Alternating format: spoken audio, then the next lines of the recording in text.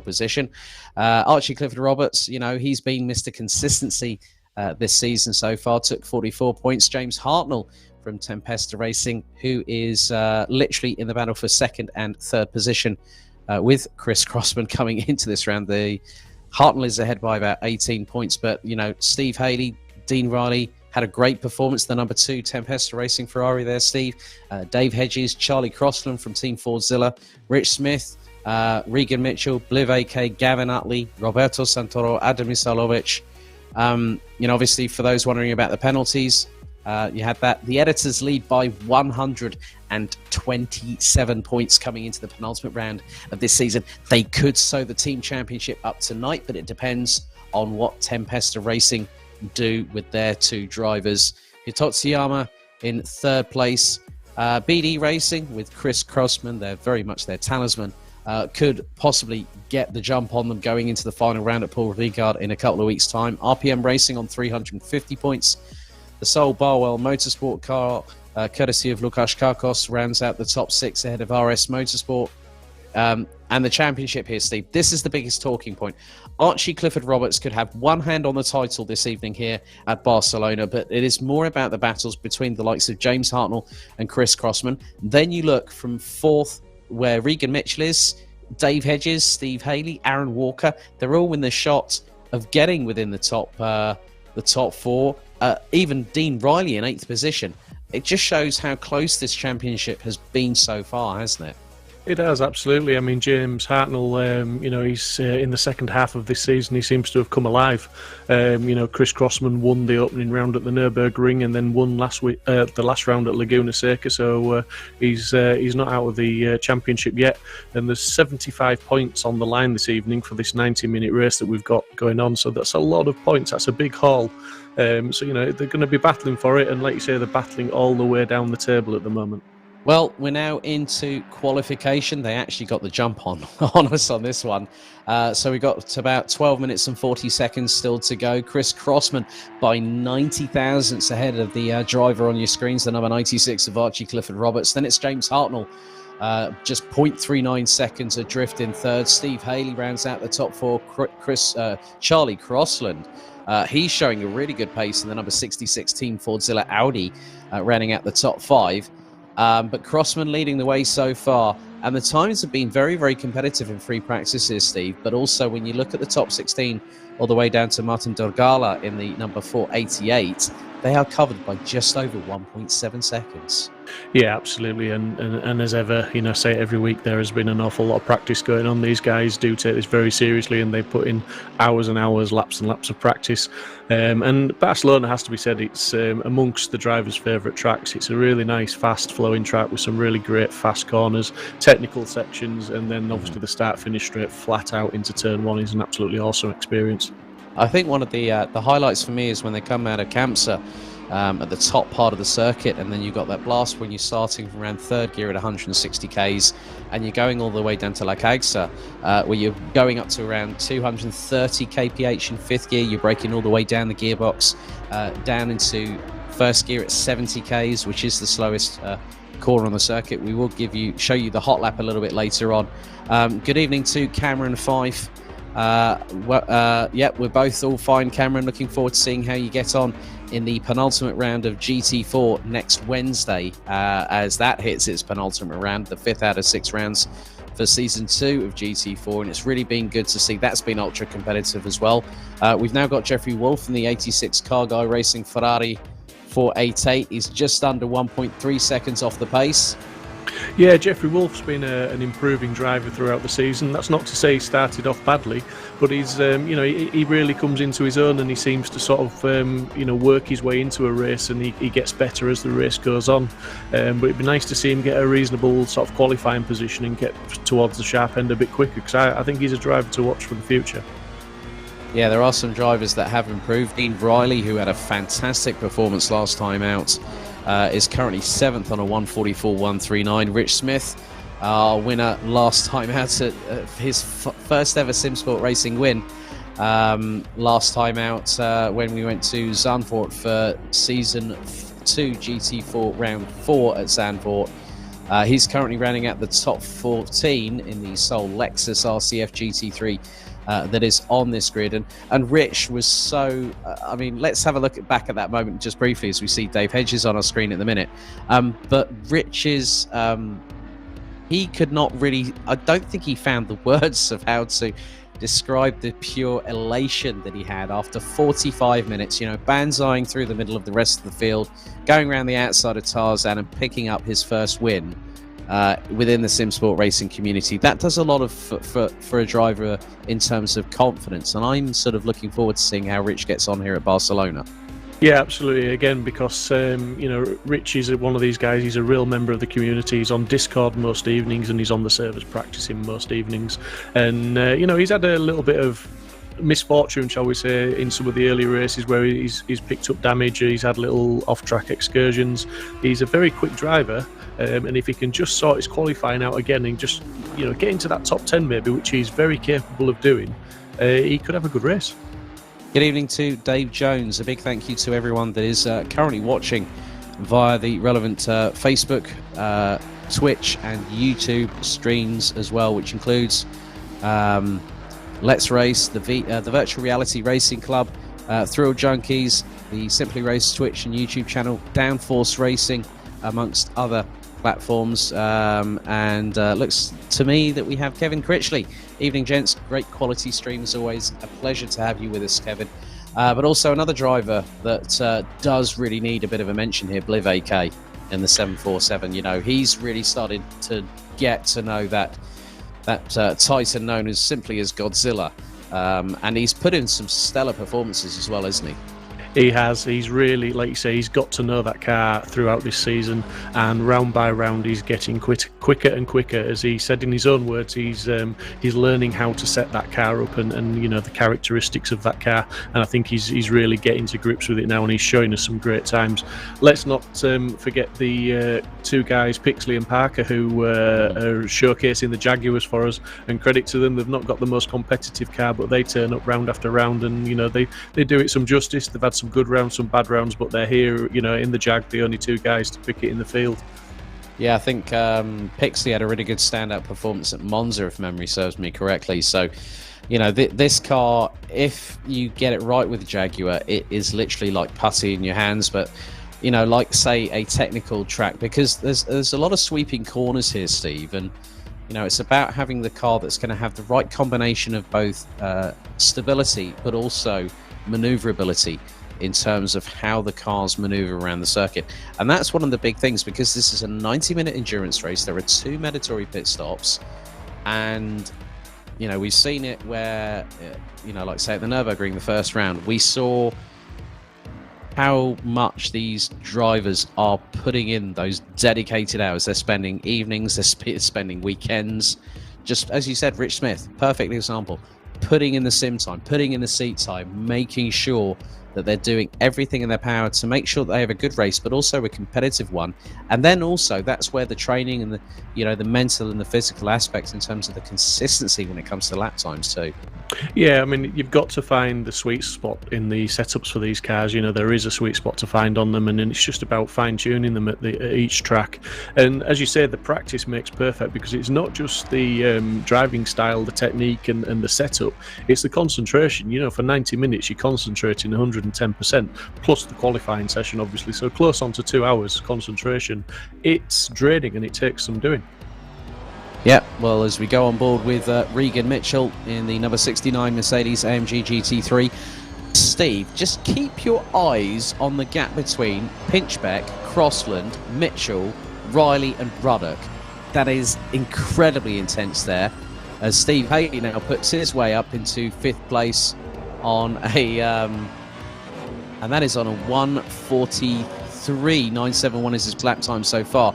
So he rounds out the top 5, but Pinchbeck, Crossland, Mitchell, Riley and Ruddock, and that's changing all the time as Ruddock now goes P6, so that's another Lamborghini that we actually have. Now, one of the big things here is that that makes it 2 Lamborghinis for the first time this season. So because Jordan Ruddock has now jumped into the Lamborghini, hasn't he?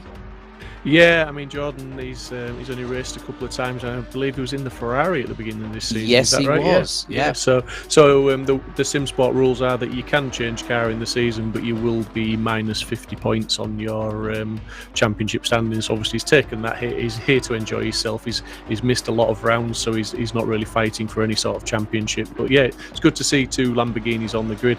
And I'm just looking at the top 12 are all more or less within a second now. Just live rounding out with about a 10th out, and I think it's going to get closer than that, to be honest. We've got another 4.5 minutes to go, and there's Crossman's really taking it to Archie, coming off the back of that win at Laguna and currently on pole position. Yeah, Lukas Kakos looks to be a danger driver in this one. The number 13 Barwell Motorsport Lamborghini Huracan GT3 Evo, now third on a 1 minute 43.674. These times are literally coming in thick and fast, which demotes Hartnell down to 4th. Haley, who's on your screens, is currently 5th, and he goes 3rd. And look, it's changing all the time. Kakos has just gone to provisional pole with just over 4 minutes to go, a 1:43.320. It seems like the Huracan loves the circuit here at Circuit Catalunya Barcelona. Pinchbeck in 6th place, Ruddock down to 7th. Mitchell, look, top 11, Steve, 0.909 of a second, and it's all being rounded out by Dave Hedges in the 88 Audi. I mean, that is incredible. I mean, between first and second, it's 48 thousandths. It's a 10th covering the top 3. Haley's a further 81 thousandths adrift. I mean, you can't... I think this is going to be the closest qualifying session when it comes to deciding who's going to take pole position, and this is for 1 point on the standings, and also it's the penultimate round of the season. Yeah, absolutely, and Charlie Crossland's just popped it back up into 5th place again, so he's another one that's improved on his time. It's that top 10 at the moment. They are sort of switching around places, they're finding the feet, they get the tracks evolving and coming to them, and they're really sort of getting those times in now. And when you throw into the fact in the race we've got those 2 pit stops, as you said, there's no mandatory tyres, it's just you've got to take some fuel, so the strategy's wide open as well, as long as they do 2 pit stops. But it's the strategy's going to play a big part of this tonight. And we've seen that before on previous races. I think, my first ever taste of Simsport Racing was at the first round 18 weeks ago at the Nurburgring, the Grand Prix circuit, 90-minute endurance encounter, and I really enjoyed every single second of it. Here's Chris Crossman. 48,000 separates him, and 49,000 separates him from provisional pole. We've got 2 minutes and 15 in the session to go. So at the moment, top 10, it's Karkosh, Crossman, Clifford Roberts, Haley, Crossland, Hartnell, Pinchbeck, Ruddock, Mitchell, and Hedges now rounding out the top 10 positions as Crossman now comes through into the chicane RACC, which is effectively the Spanish I think it's the Motorsport Federation, if memory serves me correctly. Through New Holland comes Chris Crossman. Does the number 3 Porsche improve? Well, that was a 1 minute 44.529. So that is about 1.2 seconds off of his best lap time so far. So Chris Crossman, if he's lucky, he's going to get another 2 flying laps out of it as he goes through into Elf, which is the first turn at the right-hander. Steve Haley in 4th place, 0.183 seconds down off of Lukas Kakos, who could secure a maiden pole for Season 3 GT3. And Haley just up ahead looks to have Adam Isalovic in the 111 Ferrari, who is currently 2.13 seconds off of the pace down in 23rd position. But at the moment, the top 21 rounded out by Mark Neutelings in the 666 Bentley, covered by just under 1.95 seconds as we go into the last 60 seconds of qualification. Steve, I'm not going to ask you who you think is going to be on pole position, because I think that's a bit too much of a difficult question to ask, to be fair. It is. All I will say is I don't think it's beyond Archie, this one. He may still be out there and get another lap in there. Crossland's in the pits, so I think he's maybe finished. But just welcome to Gene Pinchbeck on the chat tonight, saying, come on, Pinchy, you can do this. Steve Hinden, thanks for the comments, mate. And yes, it is a blistering time from Crossman. He is really on the pace, but obviously just been beaten by Kakos. I mean, just going to Pinchbeck in the Audi, since he switched cars to the Audi, he was in the Aston at the start of this season. He's really gelled with that Audi, and he's been pretty consistent as Chris. Well, he's been running in the top 10 in terms of qualification, and also having some great finishes, running as high as in the top 5 at certain rounds, as now the timer hits 10 seconds to go. And I think Crossman will cross the line with 4 seconds on the clock remaining. So he's got another chance, effectively, because for those wondering, you've got the max wait time up at the top there. But Crossman, Clifford Roberts will take the inside of row 2. And Steve, he got to within 20 thousandths of Chris Crossman, and this is the driver we really need to keep on board with at the moment. He's now I'm hoping that this is going to be a really good lap from Chris, because he's got half a tenth to find to pit Lukasz Kakos, who is, I think, still out on the circuit at the moment. And now we get the driver's eye point view directly from behind the steering wheel. He's now going to go through the left-hand kink up towards Wörth, and then it's a left-right complex here before the run-up to Kamsa. We'll just keep on board with Chris at the moment. I'm hoping. This looks to be a pretty clean lap here, Steve, doesn't it? It does, absolutely, yeah. Inputs are very smooth. He's keeping the lines right. It's what he's got to do. So, I'm going to go from 5th down to 1st gear into La Cagsa, then into the Banque Sabadell after this right-left complex here. Kakos pits. Now it is all down to Crossman. And this is looking to be a very impressive lap. If he can get under a 1:43.320. Oh, he wrestles with the back end of the car.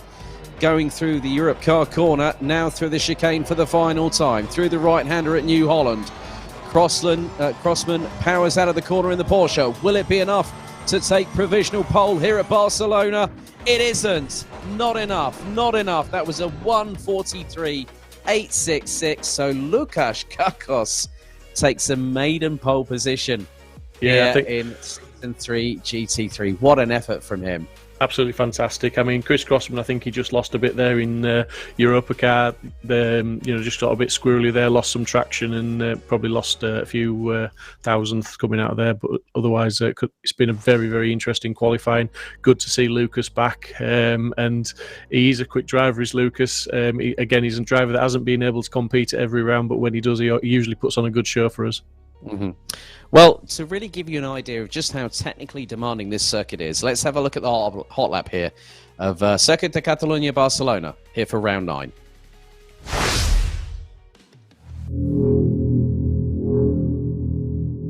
Welcome on board a lap of the Circuit de Catalunya Barcelona, 2.892 miles on the Audi R8 LMS GT3 as we head towards Elf for a hot lap, braking all the way down from 6th at 261 kph, all the way down the gearbox to 3rd at 120 through Elf.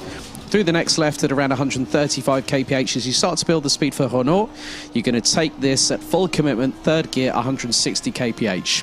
Now a short blast up to the next corner, known as Repsol, braking from around 4th gear at 220 kph, all the way down to 2nd at around 62 miles an hour. Then it's up the gears, up to 3rd. Up to 4th, braking for around 190, down to 2nd gear at 90 kph as you go through Sayat. Now there's a slight left kink on the approach through to Wörth, but you get to go up all the way to 200 kph in 4th gear before braking down to 2nd at 110. Now through the next right-hander, on your way to Kamsa, which will be taken at around 3rd gear, 160 kph, lifting off the throttle slightly from 185 as you now head towards the far part of the circuit. A nice bit of a long back straight here, getting all the way up to 5th gear at around 230 kph before you put on the anchors, all the way down to 1st gear, 70 kph, the slowest corner on the circuit.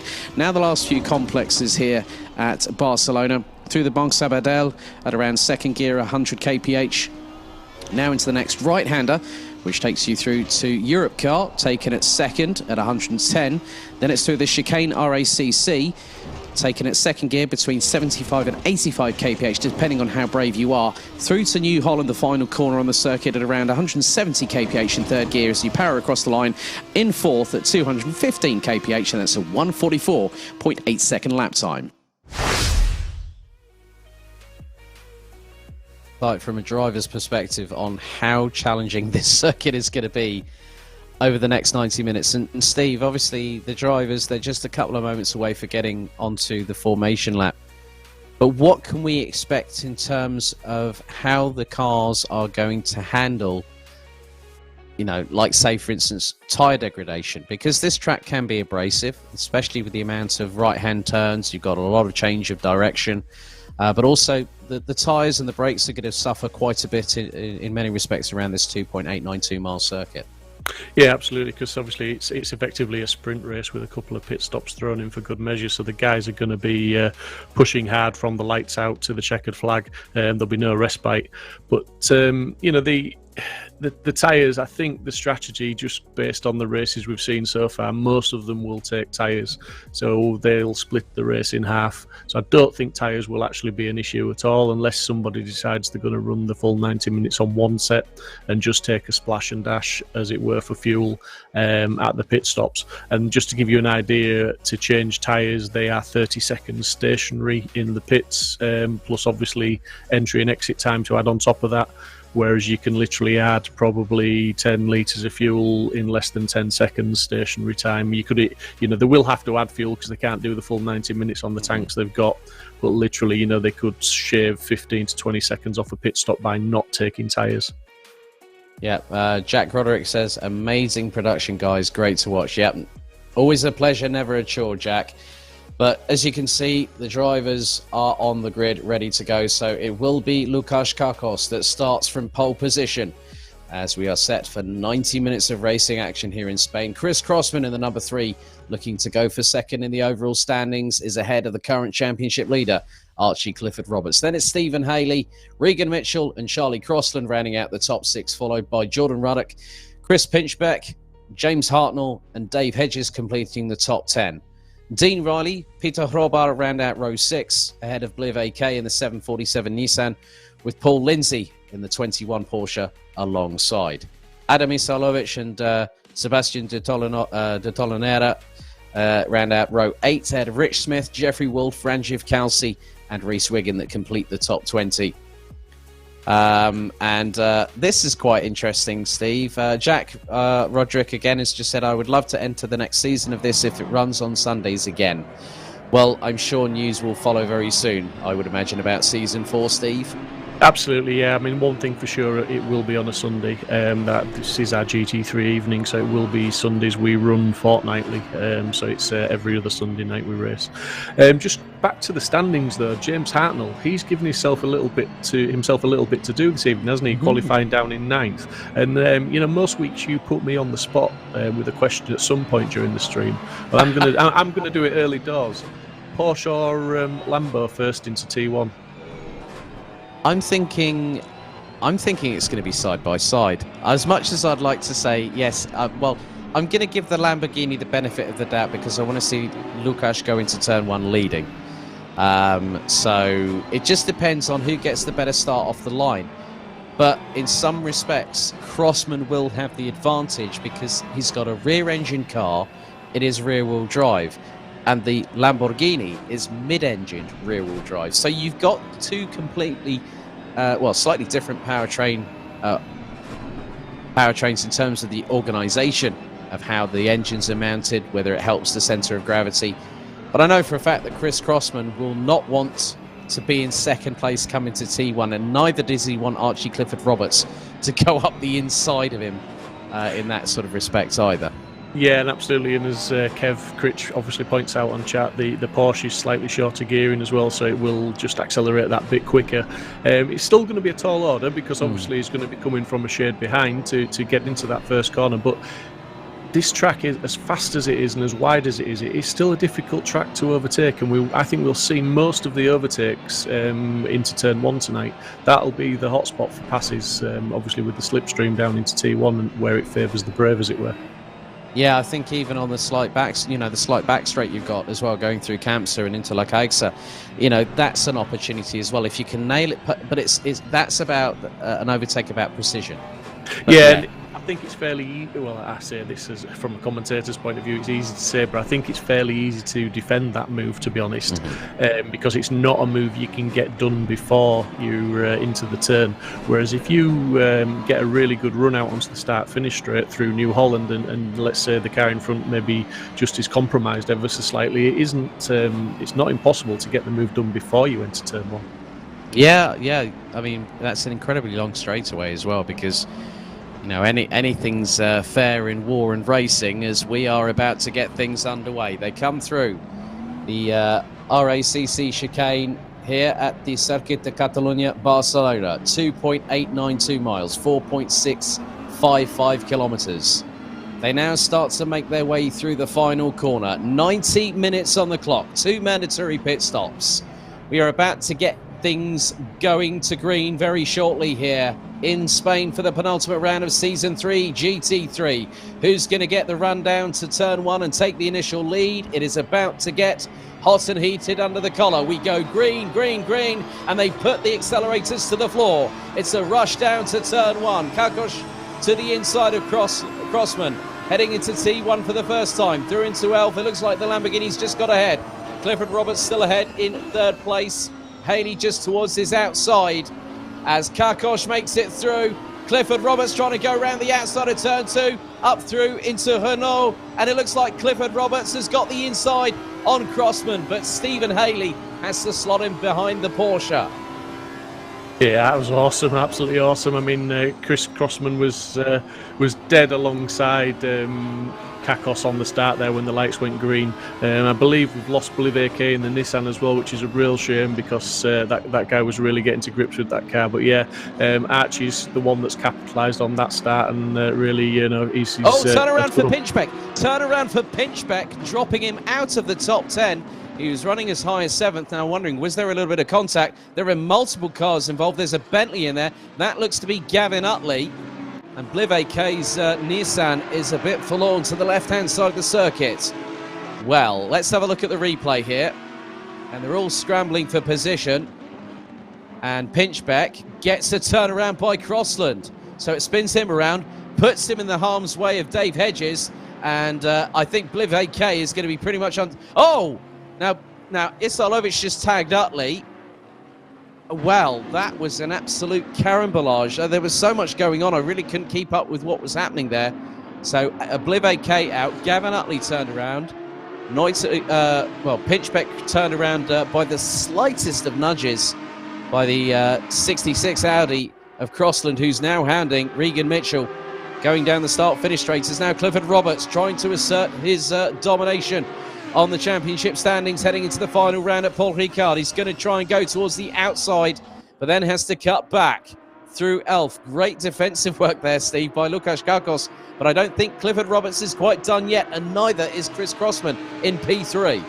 Yeah, absolutely. These guys are battling hard at the front now, and Crossman's staying in close attendance. It's going to be hard for Archie to get past that Lambo without him making a mistake, because Kakos is going to be he's going to have the legs on him, I believe, down the start-finish straight. So it's going to have to be a mistake or a dive into a braking zone for Archie. Yeah, I think Lucas is making that Lamborghini as wide as humanly possible, and you can just see the run that the Lamborghini actually gets out of the corner in comparison with the Audi. Now, I wonder. Now, it looks like, Lukasz has got that Lamborghini set up quite differently to how we've seen previously, but he's kept Archie Clifford Roberts at bay, and they're about 0.2 of a second adrift of each other. Chris Crossman's a further 0.3 behind. Then you look back to Steve Haley's a further 8.5 off of, we'll make that 0.3. This is now closing on Chris Crossman, so Crossman in danger. But look at James Hartnell, he's already up to P7. Yeah, they're all very close, and I was just watching James Hartnell there. He's the man that's benefited from the start as well as Archie, because he was down in 9th, I believe, so he's gained a couple of positions, and he's literally only 2 seconds off Crossland, so he's making up some good ground. But Haley and Mitchell in 4th and 5th are in close attendance of these front three guys as well. Yep, so across the line to complete lap number 2. Lukasz Kakos and the Lamborghini still leads by nearly half a second ahead of Archie Clifford Roberts. Chris Crossman rounds out the top 3, followed by Stephen Haley, Regan Mitchell, James Hartnell. Peter Robard now drops to 7th, ahead of Dave Hedges. Dean Riley, Jeffrey Wolf now rounds out the top 10. ahead of Sebastian de Tolonera. I don't know how you're going to... That's another surname I'm going to have to learn now. Crikey. All this international talent we have. I'll just call him Sebastian. Just to mention Steve Haley as well, last lap he's set the fastest lap of the race with a 1:44.6. Right, okay, we're going to have a look. Now, this is where Bliv AK, I think, might have unfortunately had his demise thrown in the general direction as they're all going steaming into turn one. And he gets the tag. Oh, that's from Paul Lindsay in the 21 Porsche. And it sends Bliv AK into the concrete wall hard. And that's his race done and dusted. And he's already pitted. That's a real shame for Bliv AK. He's been showing so much promise. And as we said earlier on, so much development and knows that car like the back of his hand pretty much. As now Clifford Roberts starting to close once again on Łukasz Kakos. But Bliv AK, I mean, I just feel so sorry for the guy. Yeah, it's just watching the replay again just so I can see it from another angle, but he just gets that tap as the Porsche tries to dive up the inside, and once he's had that tap with all those cars around him, he gets multiple contacts, which is going to create a lot of damage. So yeah, really sad to see. Yeah. As you say, he's put a lot of effort into that car, and he's been really making good ground with it. I think Rich Smith had nowhere else to go, to be completely fair with you, and then I think that might have been the number 47 of Ranjiv Kalsi that that also came into contact with the 747. And Kevin Critchley actually makes a good point here. He says, as it stands, I think James needs third to stop Archie from winning the championship. Oh, turn around for Clifford Roberts by Crossman. Oh, disaster for the championship leader. Kevin Critchley, you've definitely jinxed it there. Yeah, and that was Hartnell just overtaking him in the background while he was turned sideways as well. So Hartnell is in front of him now. Yeah. Oh, and there's more dramas. Oh, Lindsay, and that's Gavin Utley who's just ended up hitting the side of him. Ranjiv Kalsi was just there. So let's have a look. Okay, going into turn one, he's heavy on the brakes. Chris Crossman, I think, just outbraked himself, and the slightest nudge on the back bumper, and it turns Archie Clifford Roberts 45 degrees to the right-hand side, pointing towards the exit of the first corner, and that has caused dramas. But we know that it's not about where you start, it's about where you finish, and we've still got over an hour and 23 and a half minutes still to go. Yeah, the one thing I'll take from that incident with Crossman and Archie is the great awareness that Steve Haley showed, because he was right up on their bumpers, and he managed to brake hard enough to avoid contact, albeit by a few inches, but he showed great awareness and skill. And just to also mention Jordan Ruddock, who obviously got caught up in an incident early on, because he qualified in the top 10. He's down in 17th, but he's just done the fastest lap of 1:44.2. So that's a man that's going to be climbing back through the field, one to watch. Yeah, and in all honesty there, Steve, Chris Crossman actually was the one that ended up worse off, because Clifford Roberts still in 5th, Crossman now down in 8th place, and I don't think any one of us really saw that coming. Neither did Clifford Roberts, neither did Crossman. It is such a shame, but that now means that Steve Haley in the Hitotsuyama team now have an opportunity to strike back, as we're going to see a little bit more. There's a little dice there, so that was Ranjiv Kalsi. Paul Lindsay just literally, I mean, that's the second time that Gavin Utley has been in the wars. That Bentley must be heavily scarred after those two contretemps. Yeah, I'm not quite sure what was going on there. I think obviously Ranjiv was down the inside, which unsettled Lindsay, because I saw some sort of last-minute steering inputs to avoid contact with him, which put him into Utley. So I'm not sure, I don't think it's all down to Paul, that one, but I'm sure the stewards will be having a look at it. Yeah, and I think there was one driver, I think post the previous round, actually did have a ban, didn't they? A one-race ban, if memory serves me correctly.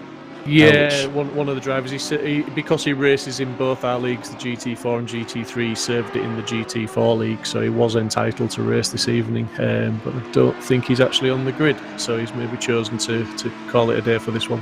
Yeah, so it's all changing, as now Łukasz Kakos has in his pocket a 1.625 second advantage over the driver in second position, which is Stephen Haley, as we go on board with Chris Crossman on the bottom right-hand corner. Top left, you can see Archie Clifford Roberts, and he's closing on James Hartnell. Clifford Roberts, I think after that slight touch from Crossman, has had him very much fired up in the 96 Audi. And now this is the time where he needs to start taking no prisoners. because look at it from this perspective, Steve. You've still got Regan Mitchell, Steve Haley and Łukasz Karkos, and they're not that far up the road, let's be honest. They're not far up the road. There's 2 pit stops to go, but they're all pretty quick boys, so it's it's not going to be easy. And just a point, I mean, Crossman and Archie, that incident there, that is not an incident we normally see from these guys up front. They race within inches and even millimetres, at some of the rounds, and we don't see contact like that very often, but just really unfortunate for Archie and Crossman there. Yeah, Joao Diaz in the number 26 Mercedes is in the pits, so I'm not too sure if there might have been some damage for the Mercedes itself. So that will basically mark off 1 pit stop. Yeah, sorry to interrupt there, but Haley, he's on a charge for that first place because he's the first man to get into the 43s with the 143.8. Everybody else is circulating in the 44s and lower down the field 45s. Well, he's taken pretty much, that's quite a significant amount of time. I count that to be over 0.6 of a second that Steve Haley has just taken out of Łukasz Karkos. Karkos did a 44.7. Yeah, like you say, Steve Haley, a 143.854. Clifford Roberts has just put in his personal best, a 144.214, and that was over 0.2. That was nearly 2.5 tenths quicker than James Hartnell. So Hartnell now will see a barrage of colour from an Audi just behind in the form of Clifford Roberts. So Hartnell knows that the championship leader is coming for him, and I think Regan Mitchell is also sensing that he's not going to be out of the woods, but it just depends on who can put their strategies into place here at Barcelona, as it looks like Charlie Crossland has also done a first pit stop in the number 66 Audi, all the way down in 21st position.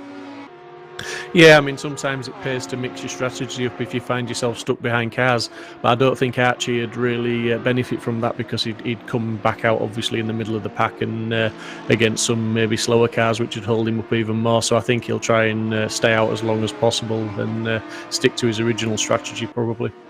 As Chris Crossman trying to hustle Peter Robar in the number 32 Audi. Up the inside goes the number 3 from BD Racing. Does he make the move, stick for P6?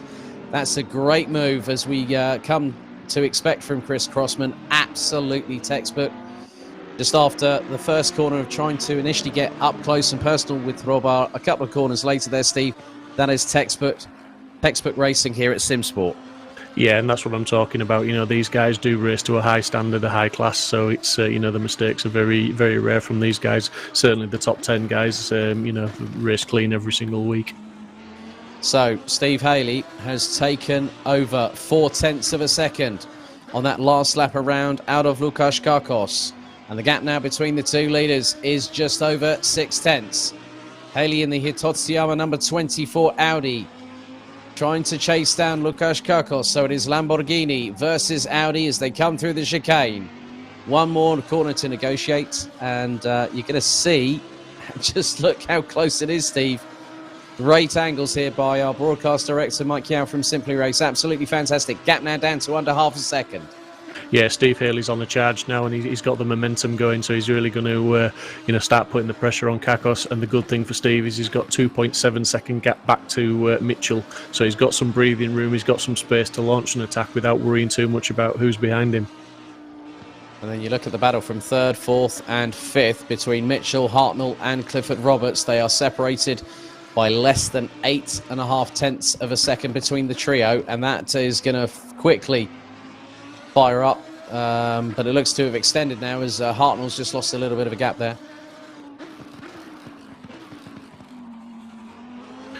So yeah, Hartnell went in a bit sideways, so that's what caused, so it must have caused a little bit of a tank slapper for the Ferrari. But Haley still pressurising Karkos as they now make their way over towards the second half of the circuit. Haley very, very much has got the bit between the teeth and is going for it, as we could have a change of the lead, possibly after just the first 15 minutes of this race. And look how close he gets up to Karkos in the braking zone there, Steve. That's impressive car control from Steve Haley. Yeah, and the thing I am noticing with Kakos and Haley, they do, in some of the corners, they have very different lines. Kakos is taking quite a wide angle into some of the tighter corners where Steve's showing him his front and keeping a sort of a tighter line to the apex. So we come through one of the chicanes here at the circuit and through New Holland, and the gap now under 4/10. Kakos and Haley. Now look, Regan Mitchell now comes into shot, and you can see the amount of distance that Hartnell has lost. The gap between third and fourth is now over, well, it was over a second, it's now 9/10 as the two leaders go through the first corner at Elf. And Haley again closing up on the braking zone. It's only a matter of time. It's not a case of if. It's going to be a case of when. Kakos has to really watch his back bumper, and he's having to do so now as they've just come through Renault, and then they're going to come through the right-hand hairpin through Repsol, taken at second gear at around 100 kilometers per hour. Gap now just over 3.5 tenths. But Kakos at the moment, Steve, is really impressing me so far, because despite the fact he had Clifford Roberts and Crossman behind him before they unfortunately came into contact, Haley has put the pressure on, and Kakos just seems to be absorbing it by the bucket load. Yeah, Kakos is a Simsport racer of old. I've seen him race, and I've raced against him many times myself. He doesn't crack under pressure. He's a very consistent driver, a very clean driver, very fast driver as we see him. But you've not seen the best of Steve Haley yet. He's only just really got onto the back of him, and he will start applying a lot more pressure. I expect to see him running quite a bit closer to that Lamborghini. Yeah, it's been at some points close to around about 2/10 as Archie Clifford Roberts now closing on James Hartnell in the 168 Tempesta Ferrari entry. And just up ahead is the number 69 of the Mercedes of Regan Mitchell. They're embroiled in this battle for third, fourth and fifth position. 1 hour, 14 minutes and 14 seconds still to go. Another lap set to be completed by the leaders. On to lap number 10. Yeah, I mean, Steve Haley needs to get the job done as soon as he can, because at the moment they've got that gap back to Mitchell and Hartnell and Clifford Roberts, so he needs to get past him if he's going to go for the win tonight. And then he could, because we know he's got the pace on the Lamborghini, and he can maybe gap him if he gets in front and just build a cushion between Clifford Roberts, Hartnell, you know, the guys that also could threaten him for the win tonight. But let's not, you know, discount Kakos. He's there, he's in front, he put it on pole position, he's definitely quick. He's done that on merit, let's not forget that either. Absolutely. But I think one of the biggest things here is the dirty air situation we have. And this is respective of any downforce related proposition when it comes to motorsport, such as Formula 1, such as Formula E. You also have this in GT3 too. And one of the biggest things that Steve Haley is not just combating about trying to get alongside and get past Lukas Kakos. He's the one travelling in the dirty air that Lamborghini is literally punching a hole through. So Haley, as much as he can, is trying to close on the straights. He's late braking into the braking zones, trying to hit the apexes correctly. But sometimes that is also another factor that the people watching at home that aren't aware of how realistic these simulations are, just how much these guys are pushing like absolute hooligans at the minute. Yeah, and we're seeing Steve Haley using every single inch of the track as he ran out really wide onto the curb in there, but all within track limits. And he's just got to try and stay as close as he can at this point behind Lucas to just take advantage of the slipstream, because where he is now, he's not close enough to get anywhere near alongside him. That's that's what he's got to do. He's really got to get tighter up in the last few corners. So for those wondering about how you can tell who has and who hasn't had their 2 mandatory pit stops, well, it's the amber-coloured column just by the intervals on the left-hand side of the timing. So at the moment, Pinchbeck has taken a mandatory stop. Rich Smith, also Dean Riley, and Charlie Crossland is the highest placed driver that's taken a mandatory pit stop so far. So the Team Fordzilla driver currently running in 19th position at the moment.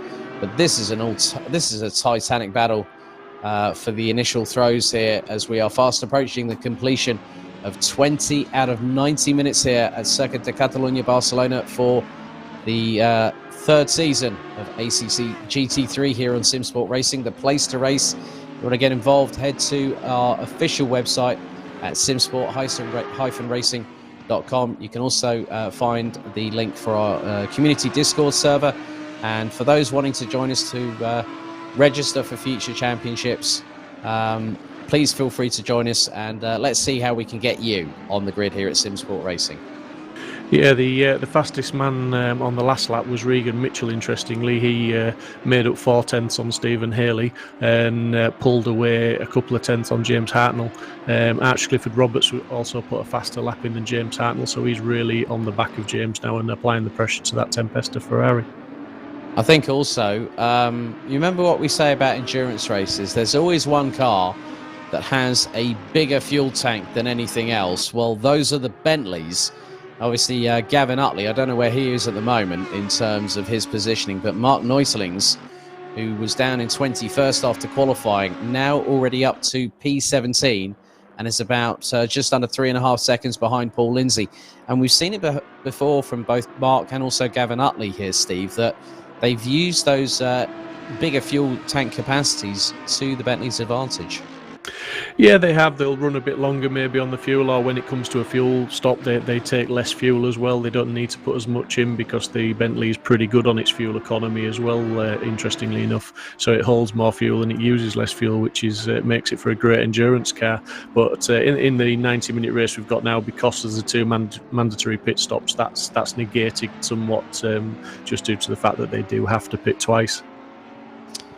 So Archie Clifford Roberts, well, hopefully lightning does not strike twice. Chris Crossman, but you know, these two are now going at a really, really quick pace, and Chris Crossman's just spending a personal best of a 1:43.881. Archie Clifford Roberts last time out had a bit of a howler there, unfortunately, 1:45.462.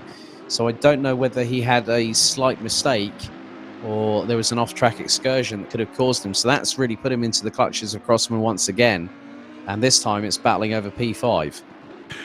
Yeah, I'm sure, like I said, that mistake, it's a rare one from Crossman, so I don't think it'll happen again. Obviously, I don't want to put the commentator's curse on, but just seeing in the chat, Gavin Utley had to retire from the race due to excessive damage, so Gavin, the Bentley, stopped circulating, unfortunately. Really, really sad when they have to retire like that, but, you know, it is what it is. It's real racing.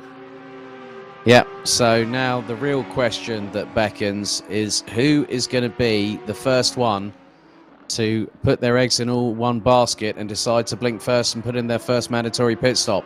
But now Haley closing once again on Lukas Kokos for the lead, as we have 1 hour, 8 minutes and 30 seconds still on the clock to go.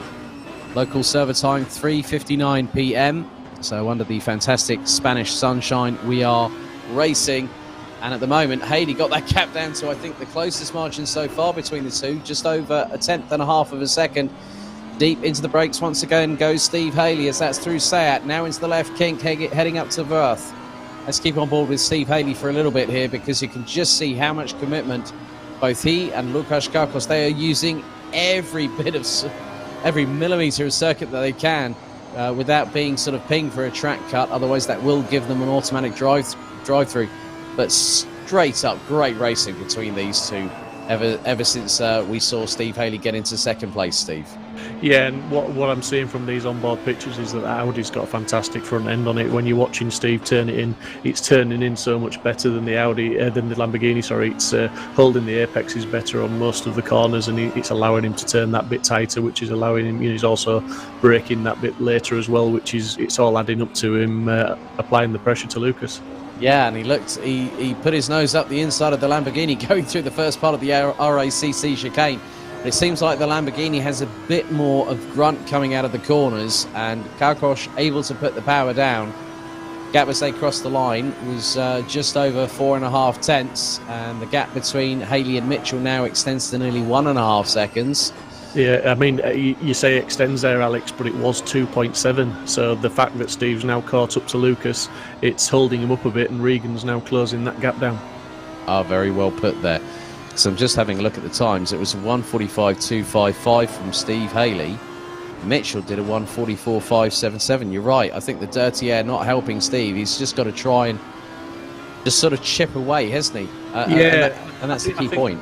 Yeah, and I think that the fact that they're battling a little bit now as well is that Lucas is going to be, you know, looking a bit more in his at the rear view, and also he's going to be driving a bit more defensive, which will scrub a few tenths off here and there, and it's all going to allow Regan to catch up. And we've seen Regan do that race after race this season, haven't we?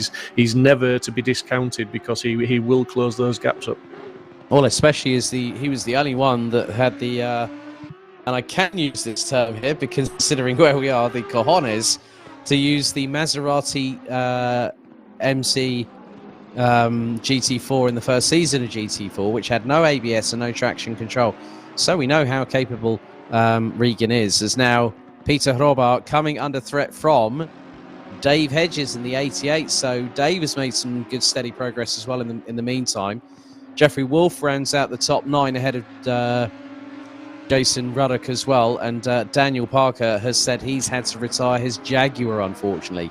It's a real shame for Daniel there. So one of the Jaguars still running as Richard Pixley rounds out the top 20. I have noticed that Martin Durgala in the 488 has now pitted, as Dan Parker says that unfortunately it was not the return I was hoping for. Well, Dan, let's hopefully see you on the grid very soon, buddy.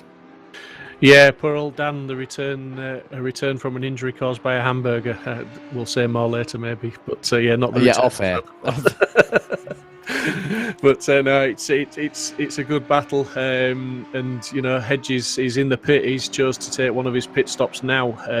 Obviously, 25 minutes into the race, so interesting strategy from Hedges. Yeah, I think also, well, you've got to look at it from this sort of perspective, that both he and Archie are not just looking, you know, Archie's just not looking at the title itself, but they're also looking at the team's title. And it's quite interesting how, you know, we are at the penultimate round of the season. Hartnell's ahead of Clifford Roberts, but I'm not too sure whether it's going to be a bridge too far for James to be able to close that gap, because that's quite substantial. I mean, 75 points up for grabs for the win, but then in the 2-hour finale at Paul Ricard, it's 100 points up for grabs for victory, isn't it, if memory serves me correctly, or something like that? Yeah, it is, to be honest. It's 100 points for the 2-hour race, so yes, it's all to play for. But yeah, I mean, not only does Hartnell have to beat Archie just to sort of postpone, shall we say, the title battle, but he's got to beat him by some good margins to gain the points on him, obviously. So currently, as it stands, you know, Archie battles for the wins. He wants to win every week, and he drives for the win. But really, strategy-wise, for the champion, as the championship stands, he's sitting pretty really still. So effectively, he has one hand on it. Absolutely. At the end of this race, if he has a good finish, I mean, even if he gets in the top 5, I know it's going to be disappointing, but you've got to look at his consistency run. You know, he started with a second in the first round at the Nurburgring, then he took a third. You know, he's had multiple wins. He didn't compete at Monza because he felt that it was not a track that he was going to perform at, or it was a track that he didn't want to perform at. You know, so effectively, he's been very, very tactical in how he's approached this championship run. And okay, Crossman put a little bit of a spanner in the fly in the ointment, but Clifford Roberts still, you know, both he and Crossman could catch up to Hartnell, and look how close the gap is between the three of them right now for what's going to be P4. Clifford Roberts could really do with getting past quickly and putting a car between himself and Crossman. Yeah, and as you say, this is the top 3 in the championship. So Archie is sitting pretty because James isn't going to bag enough points to really make a difference on that gap. And Crossman, who's actually 100 points behind Archie at the moment, is behind him in the race as well. So he's not going to close the gap at all. So yeah, one hand on the trophy. He'll just be biding his time, no rash moves, and he'll just do what he does round after round, and he'll just keep his head down and finish where he finishes. But the podium's not out of the question for Archie, not by a long way. Yeah, I mean, looking at the gaps now, Karkosh still leading, but by just under half a second ahead of Steve Haley. We're about to hit 1/3 completed in just under 2 minutes time, so nearly 30 minutes done and dusted, just over 60 to go here at Barcelona. And at the moment, the top 14 drivers have yet to make their mandatory pit stop as we go on board the top of the rear diffuser of Lukasz Kakos's Lamborghini. Yeah, and I was just looking down the order at Crossland. He's still making his move up the field. He's in 15th after just gaining that place. So he's still on the charge, and he's done one of his pit stops, and everybody else in front of him has yet to do one. So he's going to jump way up the order when that happens. Oh, Steve Haley was looking up the inside of Lukasz Karkos there, as Clifford Roberts still trying to look at the opportunity. As you said, no rash manoeuvres from the number 96 Audi. On the 168 for Hartnell in the Ferrari just up ahead, and Hartnell also using as much track as humanly possible. Yep, all of it and a little bit more. Yes, every which way, as they say. Left, right, asphalt, whatever you want, there you go. There's plenty of it here at Barcelona. But again, a great three-way exchange between this trio for 4th, 5th and 6th position as we go on board once again between the rear tailpipes of the Barwell Motorsport Lamborghini of Lukasz Karkos.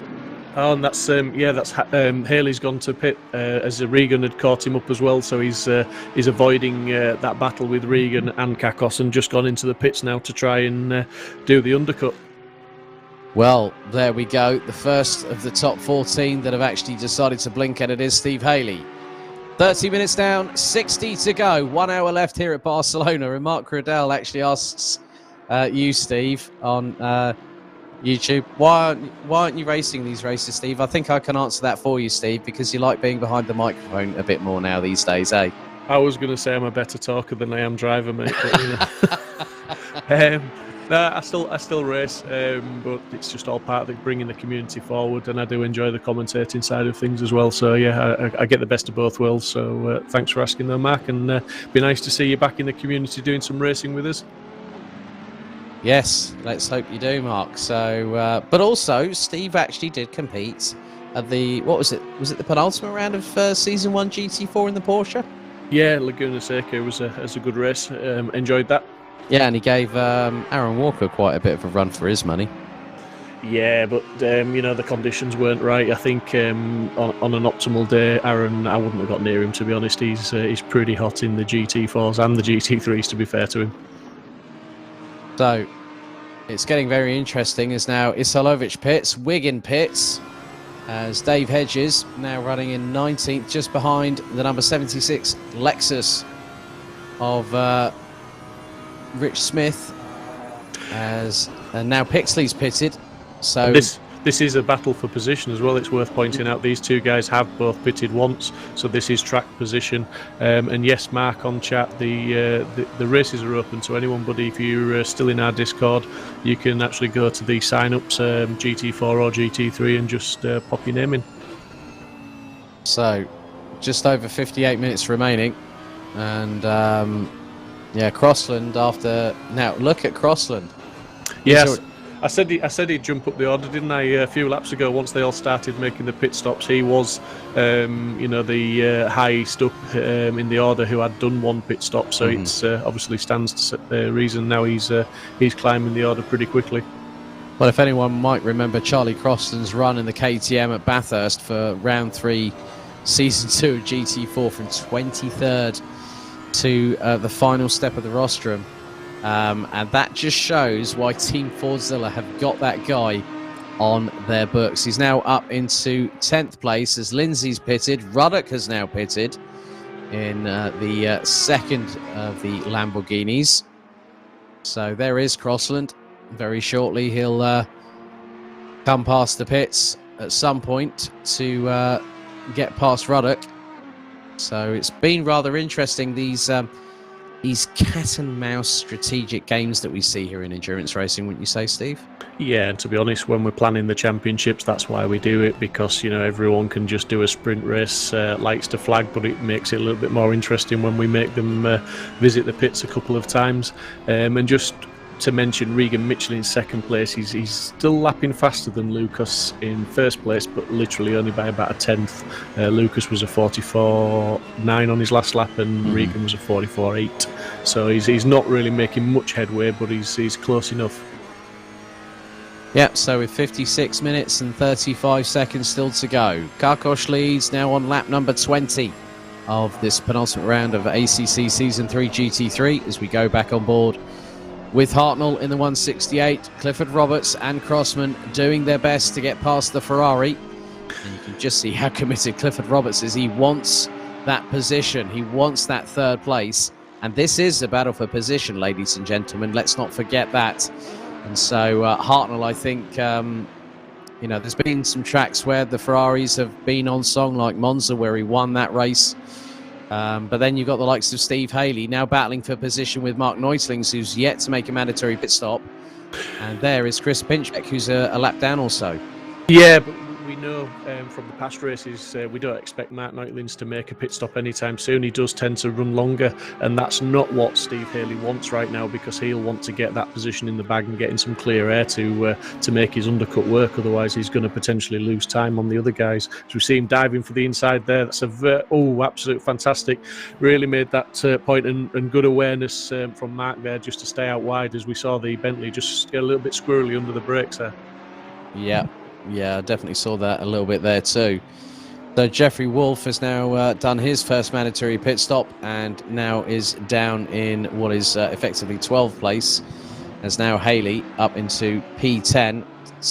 Roberto Santoro, who is we're now going to Charlie Crossland, who is absolutely flying. He's like a whirling dervish. He's just done a 45 flat.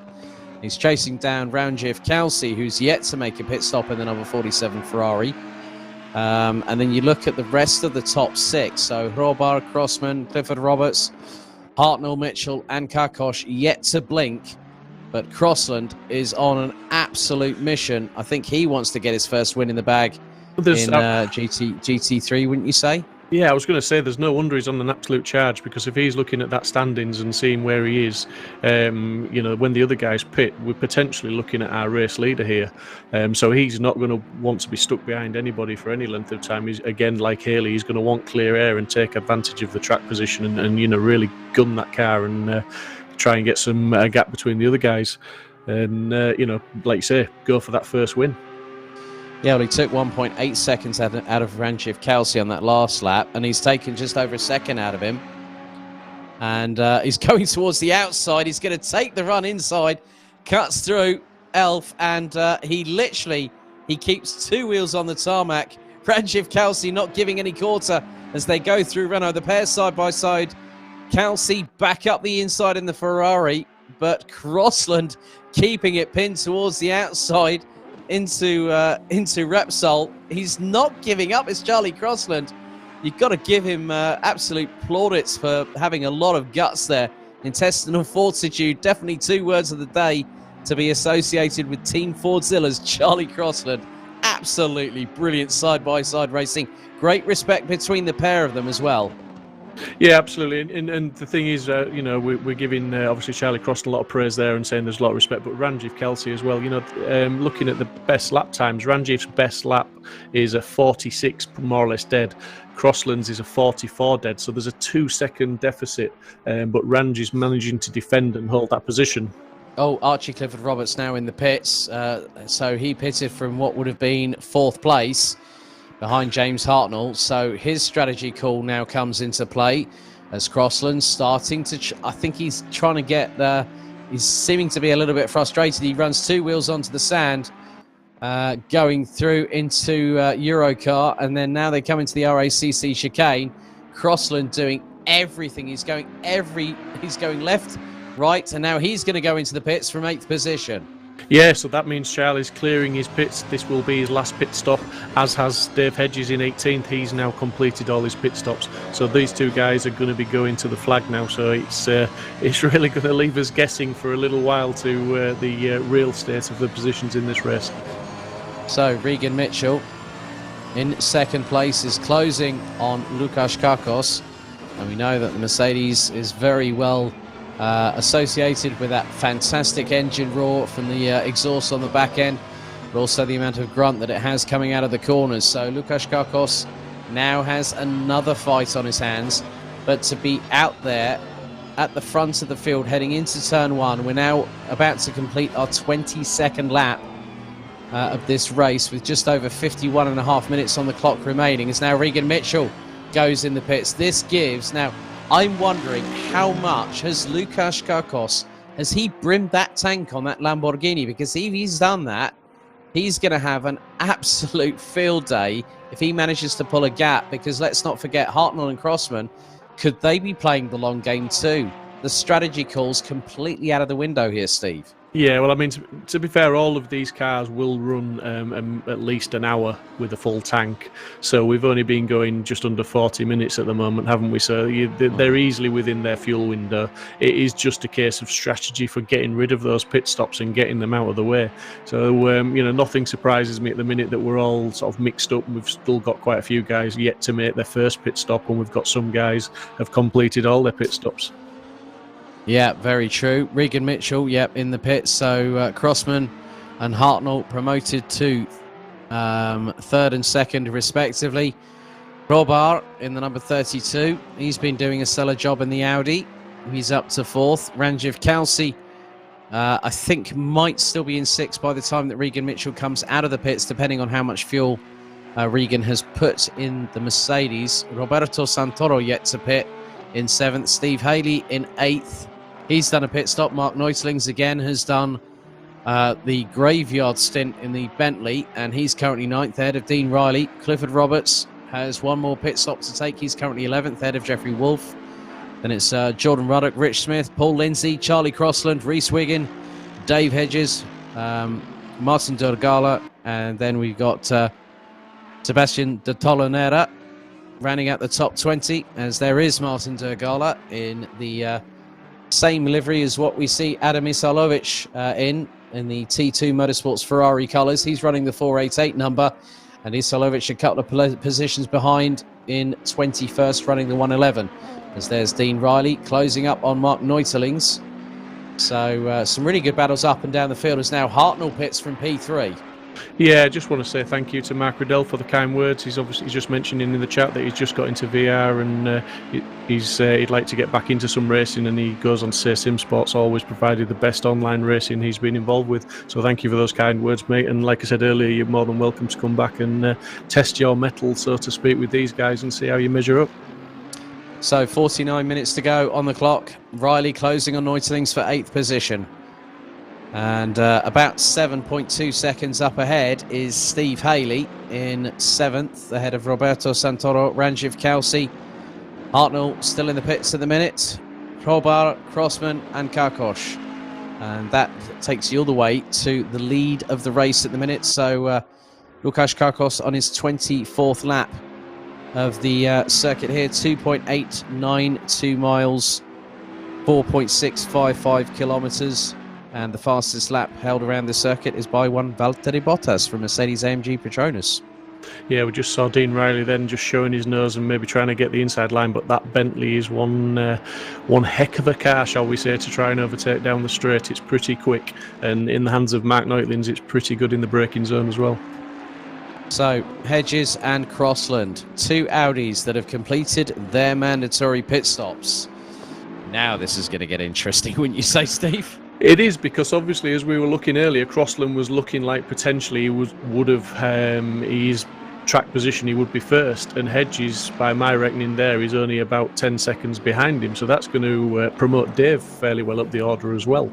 Really interested to see how all this pans out when the guys have taken the pit stops. So just having a look at the timing screens on who has got one pit stop still remaining. Steve Haley in 6th, as Charlie Crossland trying to get past Paul Lindsay. And Lindsay has been in the wars a little bit earlier on in the race, but Charlie Crossland, that is coming out of Renault, now down into Repsol. Crossland looks to go up the inside. Not enough room for him to get through on Lindsay, but Lindsay still has one more pit stop to make, as does Rich Smith, as does Jordan Ruddock. Jeffrey Wolf, Archie Clifford Roberts, James Hartnell, Regan Mitchell, Dean Riley and Steve Haley are all still with one more mandatory pit stop to take. So yeah, Dean Riley's going into the pits now, so he's dropping down the order a little bit, but he's getting his pit stop out of the way. Yep, so that means that Ferrari will hopefully be fueled to the brim and run to the end of the race. We have seen it before where drivers have not been able to get to the end of the race and they've had to do a quick splash and dash, haven't they? Absolutely, yeah. And just to mention, Archie's put in the fastest lap of the race now with a 43.5. So he's charging, albeit still behind Hartnell. And the race leader is now pitting. Oh, so Kakos now blinks. It's all tap from behind on Paul Lindsay by Charlie Crossland going through into the RACC chicane. So, yeah, I don't know how to call that one really, to be honest with you, but we'll leave that one to the stewards. Chris Crossman's now pitted, so the top, that's first and third. So that means Peter Hrobar now is effectively the de facto leader with just over half of the race remaining. And there is the number 32 Team Land Audi Sport, Team Audi Sport car there. Lovely looking livery.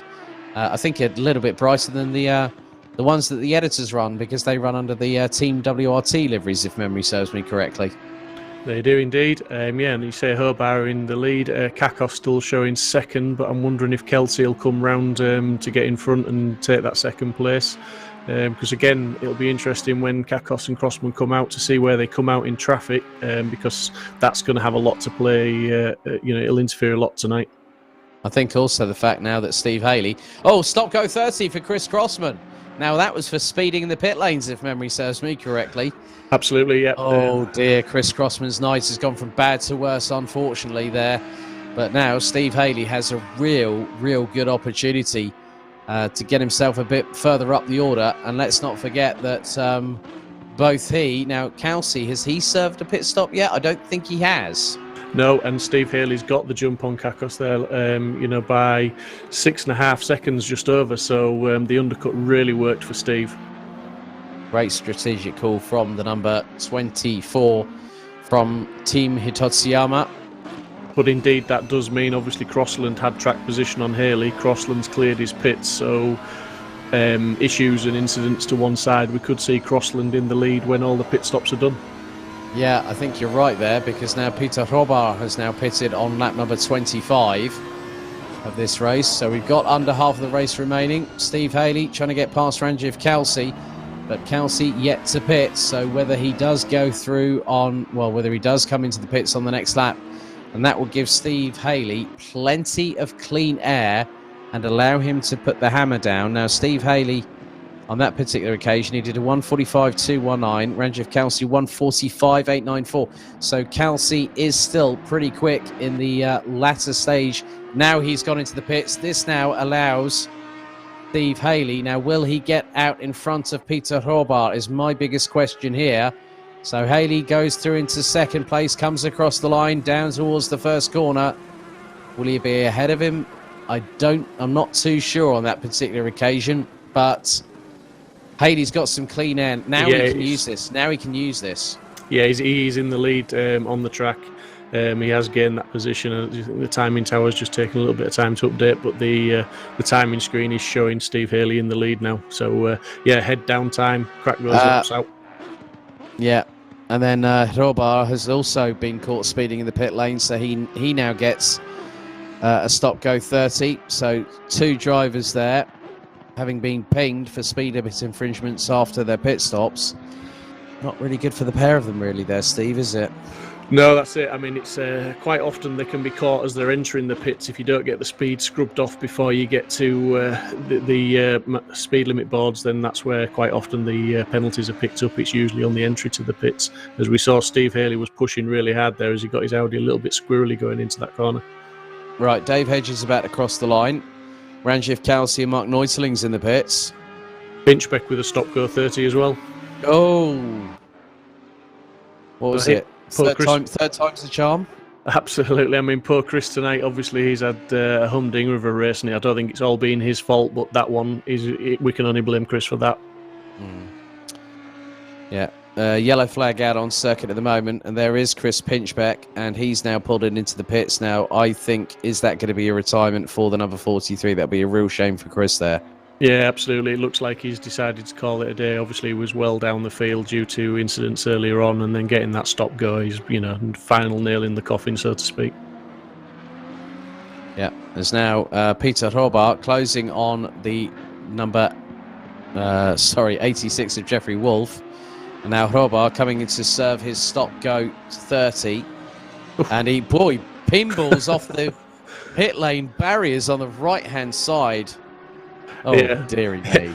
Absolutely making sure he got the speed scrubbed off and using the walls to help slow him down, I think, there. But that's the first ever time I've seen that happen here at Simsport Racing. Peter Robart pinball whizzed off the pit lane entry barrier.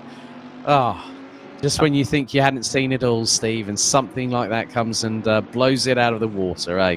Yeah, I mean, Jeffrey Wolf in 7th, I always keep a lookout for Wolf in these races because, as I say, every single race, he does come to his own as the race comes on. He's sat in 7th position, albeit 10 seconds behind Hartnell at the moment. So I'll be really interested to see where Jeffrey pans out in this race because, he does come into his own as the race goes on, and he does have stronger second-half performances, I always think. Yes, the blue flag's being shown to those just up front, which was Roberto Santoro. I think that was Lukas Kakos trying to get past. Chris Crossman yet to serve his stop-go 30, if memory serves me correctly. So I think he's got another lap or two before he needs to serve that, doesn't he? Yes, I think it's 3 laps he's got to serve it in, otherwise it becomes a disqualification, unfortunately. But Herbar's served his, and it looks like he's joining somewhere in round about 13. No, he's down in 18th place on the timing screen. I think the tower on the screen is just taking a little bit of updating. Yep, so Crossman now in the pits to serve his stop-go 30, and that means that Regan Mitchell and Archie Clifford Roberts go up into 3rd and 4th respectively. James Hartnell will take 5th as we go into just under 40 minutes remaining.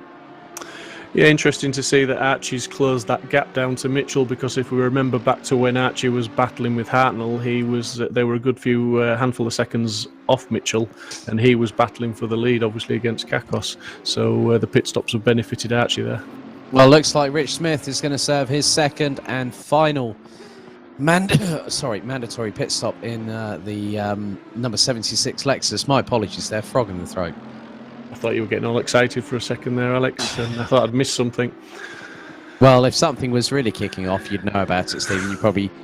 if anyone might remember the Simply Race British Championships that both myself and Steve commentated on, there were 3.5 minutes when I went full David Addison, and he couldn't get a word in edgeways, and he just went... After the race, he went... That sounded absolutely glorious when you went full bore. Absolutely. I think, the art of co-commentating is knowing when not to speak. And that was one of those occasions as we see Mitchell and Archie getting really close and personal. Now Archie's going to start applying that pressure to Regan. But again, we've said it many times about many drivers. Regan will not be easy to pass. He's a very talented young man, and he knows how to defend as well as attack. Yeah, I think the defensive will be definitely called thou shalt not pass. As now Jordan Ruddock goes up the inside of Jeffrey Wolf. That is for P6. These two still have one mandatory pit stop left to mandate as Chris Crossman. Is that a stop-go 30 again? Tell me that's not so. I've just seen a stop-go 30 again alongside Chris Crossman's... Yeah. No. It's cleared. Oh, it's clear. Thank goodness for that. Oh, I think I was waiting for someone to bring the defibrillator into the room and go, clear! That was a heart in the mouth moment for me, and I think probably for Chris, and he probably thought, no, I haven't got enough stop-go 30. What's going on here? I'm just looking, though, to be fair, Alex, and he's disappeared off the leaderboard, so I'm wondering if he's called it a night. Oh. Which is really unfortunate for points. If that's the second stop-go 30...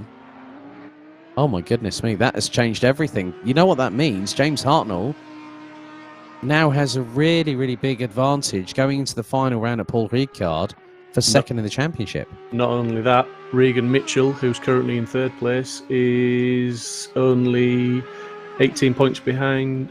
Regan Mitchell is 54 points behind Crossman. Oh. So he could make up all of those points this evening. Well, that depends on whether Archie Clifford Roberts gets past him first. Yeah, very, very interesting developments here in the penultimate round of the season. And, you know... Yeah, I mean, one way or another, Regan, depending where he finishes, obviously, but it could make it very interesting for that final race. Oh, no, I've just heard Chris Crossman has just said he forgot to turn the auto pit limiter off. The stupid pit limit's got me twice. Oh, man. Sorry to hear about that, Chris, buddy. He's posting in the chat at the moment. That's a real shame for Chris. I feel sorry for him as well. Just when you want it to be a really, really good battle all the way through the season, and then something like that comes up. Archie's diving up the inside of Regan there, but I don't think he's going to hold that line long enough. He's not. Regan's managed to defend and cut back to the inside line again. So good, strong attack from Archie, but very good, strong defence from Regan there just to hold that position. Yep, as we're fast approaching just over 35 minutes of the race to go here, and it is still very much a case of who is going to be the one that takes the victory. Now, you said about Charlie Crossland. Okay, look at Dave Hedges. He's only 2 places behind, and everyone else in the top 10 still has to serve a further mandatory pit stop. This is really getting interesting now, Steve, because I think I've got a feeling that it might be that Crossland and Hedges that could really be the ones that are battling for the lead and battling for the win at the end of this race. Yeah, I think Haley will have something to say about that, but yeah, I don't know. It's difficult. As we see, Herbar's got a drive-through. That'll be for track limits. Obviously, he'll have done his 4th cut and gained a penalty of a drive-through, so that's really unfortunate for Peter, who was having a pretty good race, to be fair. Yeah, Aaron, our good friend Aaron Walker, he says, has Regan attended every round? I think he has, hasn't he? Yes, I believe he has, and there's an attendance bonus for attending every round, so that'll be some extra points in the pot for Regan. Okay, so we're coming to a replay here. Now, this is that's Dean Riley, and that's the 488 of Martin Zugala, I believe. So, yeah, that was very interesting. So now Regan Mitchell being pressurised by Archie Clifford Roberts going down into turn 1. Clifford Roberts towards the outside. Mitchell keeps the inside line going through Elf. And that was a nicely done move there by Regan Mitchell to shut the door for Archie Clifford Roberts. But look how quickly Audi is coming through into Renault through turn 3. That's really, really quick counter-attack there from Archie Clifford Roberts. But Mitchell's still ahead at the minute. Yeah, he's not really showing him any weaknesses, is he? He's defending strong as Archie's got the tighter line there and got up the inside, but he's going to be on the outside for the next turn. So it's awesome battling, strong attacks and strong defences. Regan's really, he's making a battle of this and making Archie work. Yeah, making a meal out of it as well, as Steve Haley is now in the pits. And that's very interesting indeed, because look at it. Imagine this, that now Charlie Crossland is going to try and get past the number 7 of Richard Pixley. Pixley just lets the number 66 Audi go past into turn number 1. And it could be, I mean, I'm not going to count my chickens before they hatch, but what if it was a 3-way scrap between 3 Audi R8s, between Haley, Crossland and Hedges towards the end? But then you've got to factor in the other drivers up ahead, because Crossland is 30.9 seconds behind Jeffrey Wolf. So if Crossland, Hedges and Haley can put in some serious qualifying style laps in the next few laps before the rest of them pit, they could really have an opportunity to be right up at the sharp end of the field. Yeah, and let's not, don't forget about Hartnell, because although he's 2.5 seconds or just under 2.5 seconds behind these guys, he's lapping, let me have a look, he's lapping nearly half a second faster than these 2 guys in front because they're battling, so he's closing that gap. Yeah, he did a 1:45.228. Clifford Roberts last time did a 1:45.573. Regan Mitchell a 1:45.555. So he is lapping pretty much over 0.3 of a second quicker than the 2 in front. So they're by no means out of the woodwork quite yet.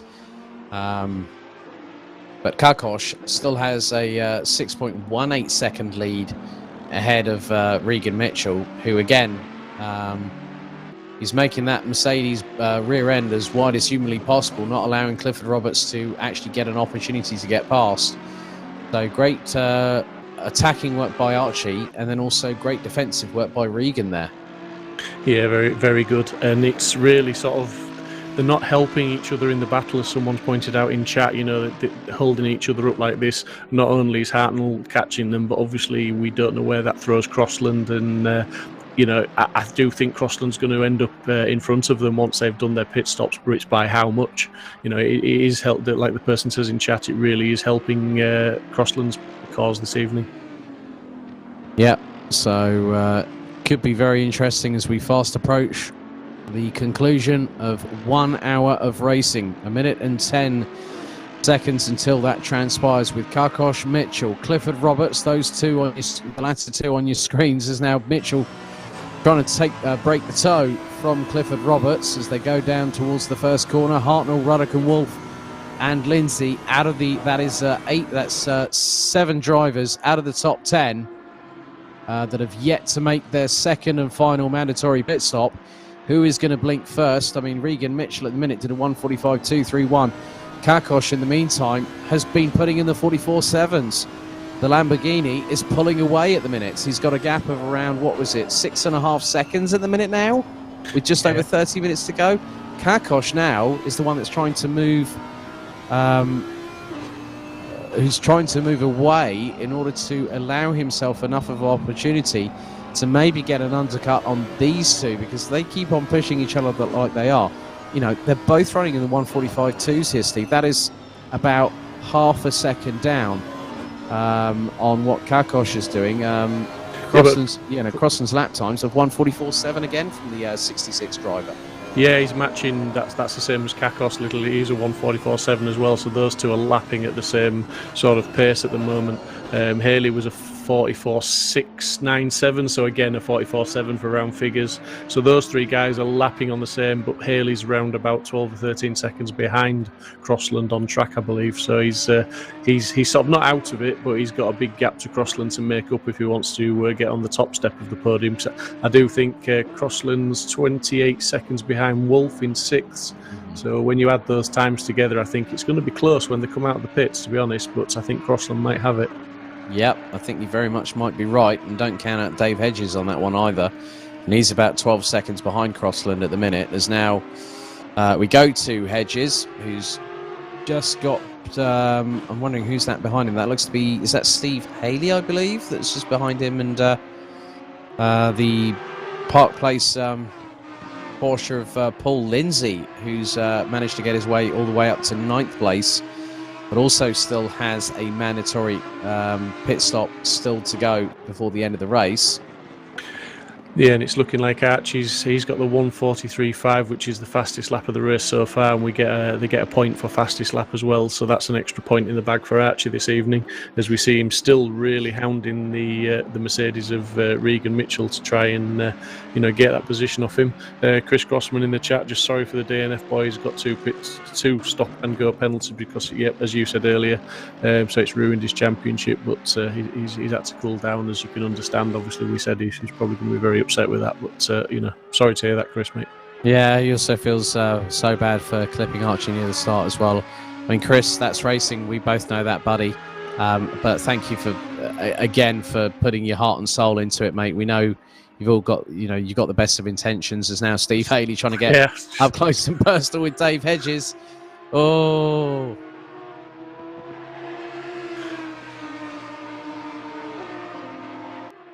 Yeah, I was gonna talk all over you then when I saw Haley trying to make a move on Hedges there. That was very close, and these two obviously like for like machinery now. So this is a battle of the drivers. Yeah, especially when you think about the team's championship at the moment. The editors are leading it by quite a considerable margin. But obviously, the editors looking to, the Hitatsuyama are looking to also make some inroads in the meantime, as there's a drive-through for Paul Lindsay. That would be for track limits, if I'm very much mistaken there, Steve. Yeah, absolutely. Yeah, it'll be track limits on that one. There's no live stewarding on these races, and that's the standard penalty for exceeding the track limits 4 times. So effectively, Paul Lindsay gets a little slap on the wrist, so he will have to come through and serve an automatic drive-through. But it's still been really, really good at the minute. I think our broadcast director actually told me that there was a slight bit of contact between Archie Clifford Roberts and Regan Mitchell, that Clifford Roberts slightly touched the back bumper of Mitchell, who has kept second position. Yeah, and we see another stop go there for the 669 car, Ferrari, so obviously speeding in the pit lanes. So another gentleman's evening going from bad to worse, unfortunately. But, you know, it's those pit limiters, you just need to be very, very careful. Yep, so there is Archie Clifford Roberts, who is ahead of James Hartnell by over 1.1 seconds. It wouldn't be unusual for these guys as well that have got one pit stop to actually make it with 5 minutes of the race to go. So we may not really see how this race is panning out until the dying couple of laps, to be honest. You know, it's quite often that a few of these guys will just they'll do a splash and dash, which literally 1 or 2 litres of fuel. So they'll have literally 2 or 3 seconds stationary time, as we see here. Roberts is going into the pits to clear his final pit stop. So that will give him a bit of clean air, and we go on board now with Ranjiv Kalsi in the number 47 Ferrari, closing down on Dean Riley in the number 2 Tempesta entry, and they're about 0.8 of a second adrift. So yeah, a bit of a good strategy call there, I think, for Archie Clifford Roberts. It means that he can get the pit stop out of the way completely, well, put as much fuel in the car that is absolutely required. As now Steve Haley trying to go up the inside of Dave Hedges. Gap was quickly closing there, but then Hedges runs wide. Haley up the inside. All this is going to be close between the pair as Hedges mounts the curbs on the inside of the corner. But Steve Haley, that was absolutely opportunistic at its finest. Yeah, started the move on the inside and finished it off by going around the outside of Dave there. And, you know, great respect from both drivers, but fantastic driving from Steve. Opportunistic, as you say, put the pressure on into that heavy braking zone. I didn't see it, but I believe that forced Dave to go a little bit deep into the corner and open the door up for Steve just to take advantage. And advantage is what he took and gain that position. So and that was indeed a, you know, battle for position. And that was a very cleanly fought battle as well. You know, just that, like, the amount of racing room, and these two guys have raced each other long enough to know when there is enough racing room, when there isn't enough racing room, and go for the opportunities when they present themselves, but in the right way possible. Nice comment by Bliv AK on the YouTube stream there. Unlike the MotoGP rider that landed on their feet earlier on this weekend, I must say, and that was definitely that kind of code there, Bliv, if you've ever seen that. Oh, Regan Mitchell now jumps in the pit, so he's going to get his pit stop out of the way. So it seems like they're going to start sort of filtering down, and I think it's going to be one of the biggest factors that we do need to consider here. How long is Lukasz Kakos going to go for? Because he's got a 9-second advantage over James Hartnell. Mitchell's in the pits. Ruddock is in the pits. Wolf's still got to make a pit stop. And Kakos, you know, he could really have played the long game and done it in completely the right way. He's playing the long game, and he's rightly so. He's pretty much got clear air at the moment because he's in first place. Anyone he comes up behind, they're going to get the blue flags. So potentially they've got to get out of his way as quick as possible. And you know, he's got the clean track, so he can put the lap times in. And his last lap was a 45.1, which is quicker than the guys that are chasing him. So yeah, he may be playing the right tactic. It is going to be very close, but let's wait and see. This is going to be interesting. I don't think Lucas will pit. I might be wrong, but I don't think he'll pit till the last 5 minutes of the race. Yeah, I'm going to side with you on that one, to be honest with you. I think he's going to... Oh, Ruddock's got to stop go 30, and that would be for speeding in the pit lane. So Jordan Ruddock, having had such a great run in the Lamborghini, now drops behind Charlie Crossland. And then you also look at the fact that Regan Mitchell and Clifford Roberts and Crossland, they are covered by, what is that, just over 23 seconds? Yeah. It's not much. No, and Ruddock there really unlucky because he cleared his pit stops and he was up in a solid sort of, you know, solid position there for a good finish. I just noticed in the chat that Chris Crossman was mentioning that someone's knocked the speed limit board down as you enter the pit. So that could really be playing causing these penalties if the board's missing. There is a line on the ground as well, usually, I believe, but if that board's missing, obviously that's a massive detriment to the lads going in the pits, and that could explain why we're getting all these stop-goes. Yeah, Chris could very well be right. It's one of those things. I mean, hopefully it wasn't Peter Roba when he absolutely pinballed off the side of the barrier. I think, he definitely made sure, right, I'm not going to make that same mistake another time. And then literally damage the Audi for the sake of a pit stop infringement.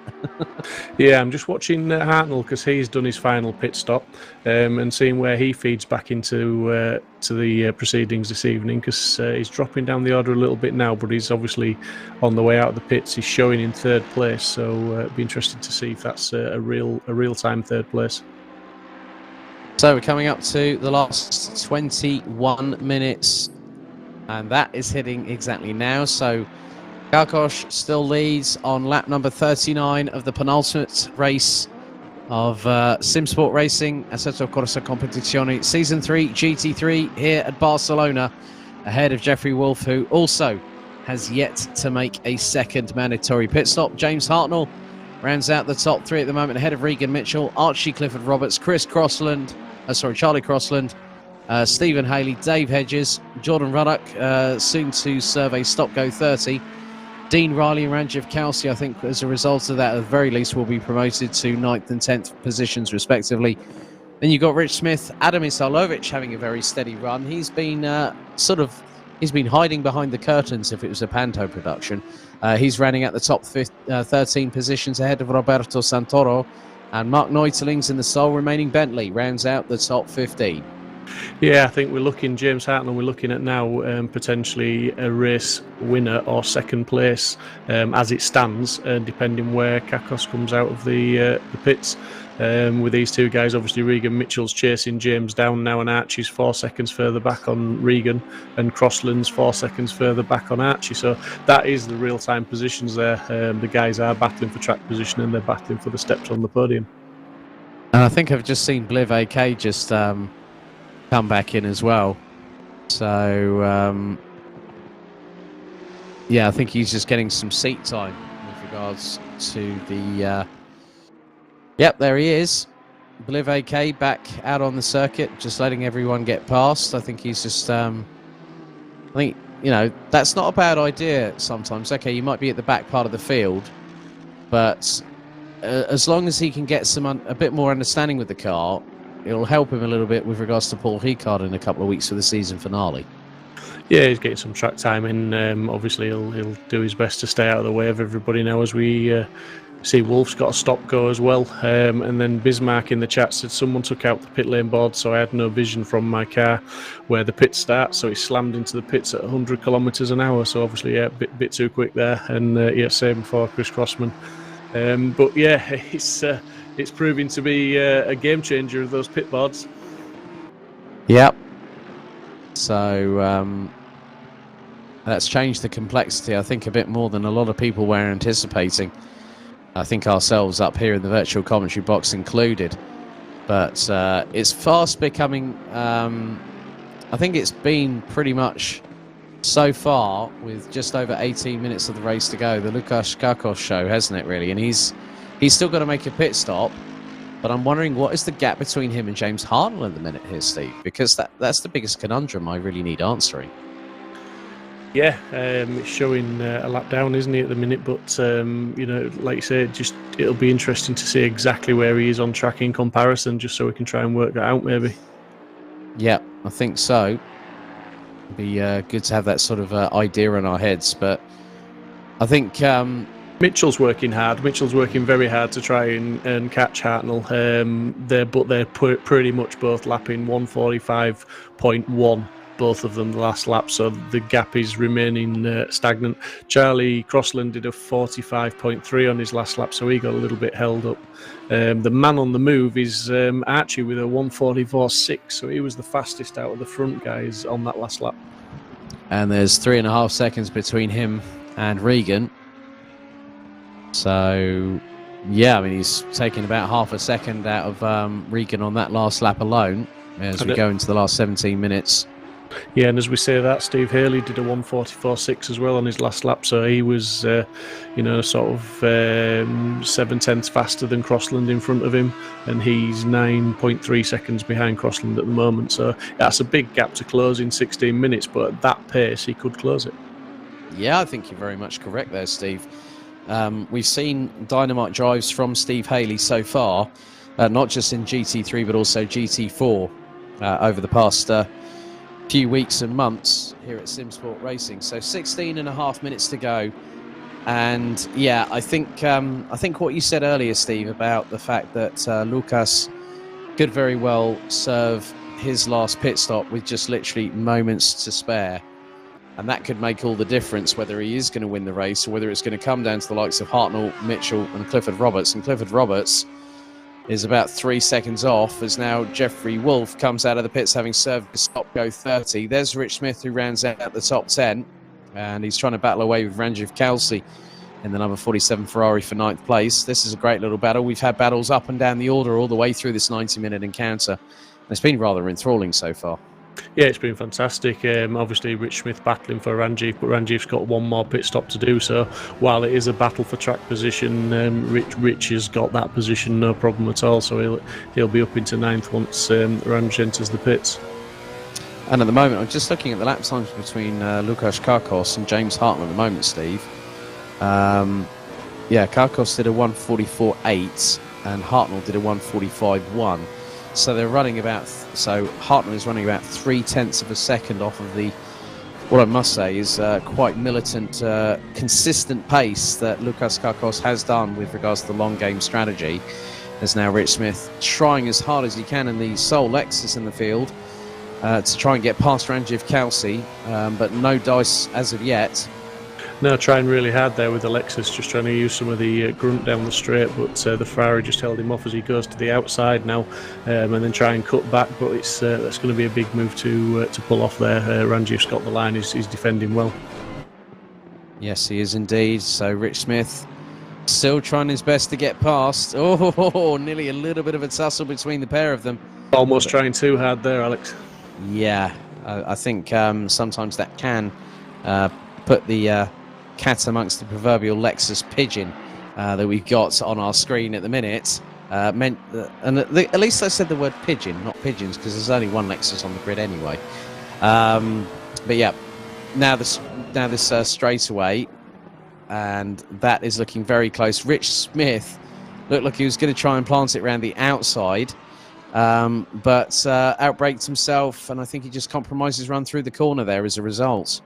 Yeah, and while we're watching this battle, I'm also watching the timing screen, and Steve Haley and Archie are still the only two guys in the top half that are in the 44s, and Steve Haley took another 0.6 out of Crossland in that last lap. So the gap is coming down to Crossland. It's down to just a shade under 8 seconds now. So he's putting the charge on. Yeah.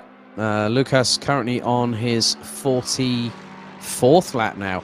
Oh, look, because I've just seen him an eye shot. Look, he's closing on these two in front. So Smith and Kelsey better watch out for the blue flags very, very quickly, because as soon as they get the blue flags, they'll have to move aside, because it looks like the gap between Lukasz Karkos and James Hartnell is quite considerable. I can't sort of see exactly what the gap is, but it says +1 lap down to Hartnell, but I don't know what the true sort of realistic aspects of where they both are on the circuit. Is now Rich Smith trying to go up the inside, this time on Ranjiv Kelsey, and next time for the next corner. Oh, Smith going around the outside. The pair have a little bit of a tussle, but Kelsey compromises himself. Smith runs wide, but then powers through the corner and manages to get past, and then Karkos around the outside on the very next left-right chicane, and that allows him to get past Ranjiv Kelsey. Now he's got to quickly depose of Rich Smith just to get past and try and pull away. He's got to pull a big gap if he wants to keep ahead of James Hartnell. I think, to be fair, he's got a pretty big gap at this point. I'm looking at the timing screens trying to work it out, but I think he might have a big enough gap. He might just have done this as Ranjiv closes right back up onto Rich Smith. So I thought Rich might have just gained a bit of an advantage with that lapping situation there from Lucas, but he hasn't. And the director just mentioning to us we've got a 50-second gap from Kakos to Hartnell. So that's just about enough, I would say, for a splash and dash and back out in the lead. So I think your observation of it being 5 minutes to go for Lucas Kakos to do the splash and dash, I think is pretty much game on that one. So, 11 minutes and 41 seconds still remaining to go on the clock. Hartnell still in second behind Kakos, who's now on lap number 45 of the race. Regan Mitchell a further 1.1 seconds behind Hartnell. Then Clifford Roberts again closing up on the number 69 Mercedes. He's only just under 1.9 seconds adrift. Then it's a further 6.5 seconds back to Chris Crossland. And one of the biggest things I've noticed here, Steve, is that Stephen Haley has now closed the gap on the Team Ford Zilla driver to just over 6.9 seconds with just over 11 minutes on the clock to go. Yeah, took another 7/10 out of him on the last lap, like you say. He's closing that gap at quite a rate at the moment. So Charlie Crossland's maybe just taking a bit more out of his tyres than maybe Haley. We obviously don't know which pit stop Crossland took tyres, if indeed he did. So we don't know who's got the most laps on the tyres and the most tyre wear. So it looks like the car's coming to Steve Haley though, because he did a 1:44.3. Last lap, and Crossland's just done a 1:44.9, so Haley's still putting the faster laps in. Yeah, by just over half a second. Pretty good performance there once again from Steve Haley. Roberto Santoro has now been hit with a stop-go penalty. He's just pitted as well. Seems like these pit stop boards not being there have definitely caught a lot of people out, including, as we were saying with regards to Chris earlier on, Peter Robar also got a stop-go 30. Jordan Ruddock got a stop-go 30. Plenty of them being caught, and the latest one is Roberto Santoro. So out of the top 18 drivers, Ranjiv Kalsi in 10th and Lukas Kakos with just under 10 minutes to go are the only two drivers yet to serve their second and final mandatory pit stop. They have definitely both gone for the long game. Yeah, we've just seen Crossland now trying to lap these two, and he's just getting held up a little bit, which won't help him out at all. Obviously, that'll allow Haley to close up a little bit more, but he's finally got past them both and back into clear air. But interestingly, up at the front, we've got James Hartnell, Regan Mitchell half a second back, and Archie 1.8 seconds further back. So that's going to turn into a three-way battle soon, because Archie's still doing 1:44.7s as opposed to Mitchell's 44.9 and Hartnell's 45 dead on the last lap. So he's lapping within sort of 3-4 tenths faster than the two guys in front of him.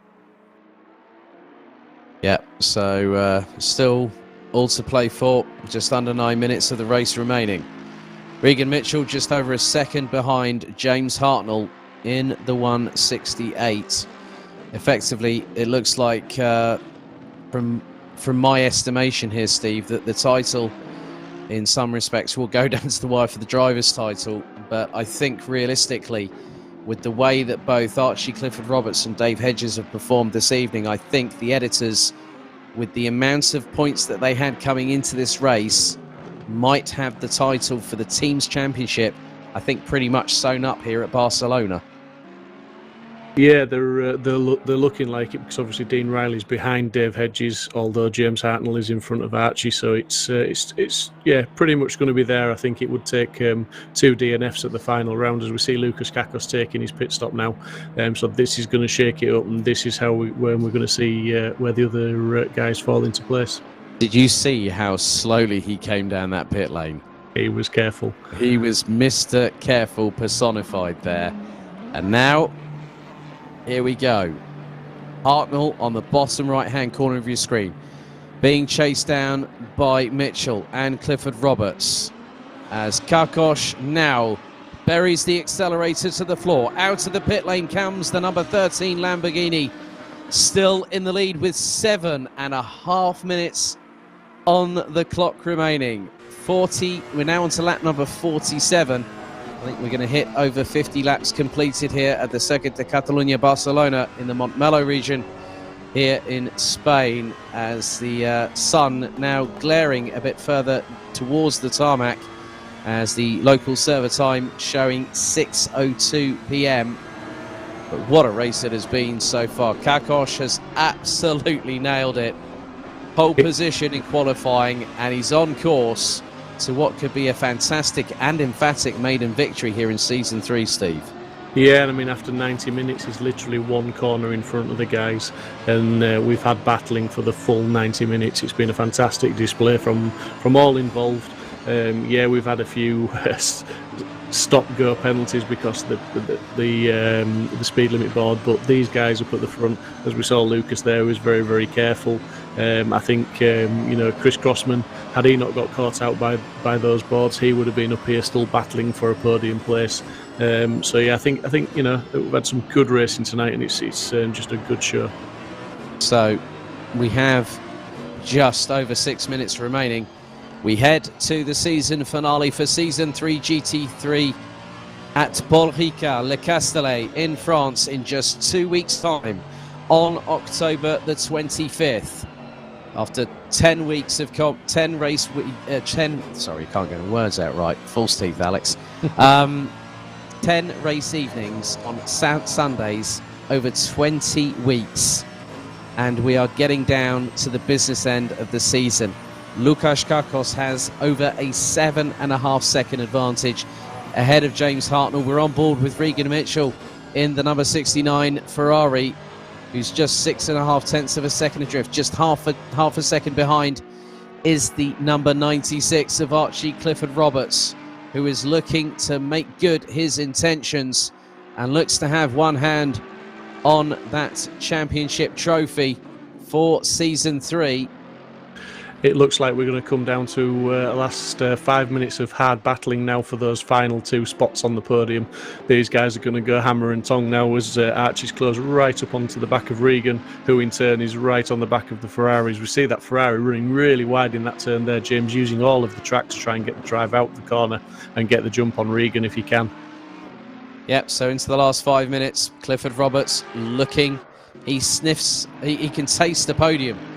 Can Archie, if I'm completely honest here, Steve, when he's just over just over 4 tenths behind Regan Mitchell, and now the gap just under 4 tenths. Look how close Archie Clifford Roberts is on the back bumper of Regan Mitchell. It is still not over and done with by a long sight, as Archie Clifford Roberts makes his intentions well and truly known to the number 69 Mercedes just up ahead. And that, if that keeps on battling the way they are, it just depends on how strategically placed James Hartnell can put that Ferrari to try and scarper away into the distance. He's got a little bit of a breathing space here, and it's got up to 8 tenths as Clifford Roberts in the tow of Regan Mitchell coming down the main straightaway. I don't think he's going to have enough of a tow to get there, or will he? No, he decides to back out of it. Discretion is the better part of valor for the number 96 of Archie Clifford Roberts as they go through Elf and now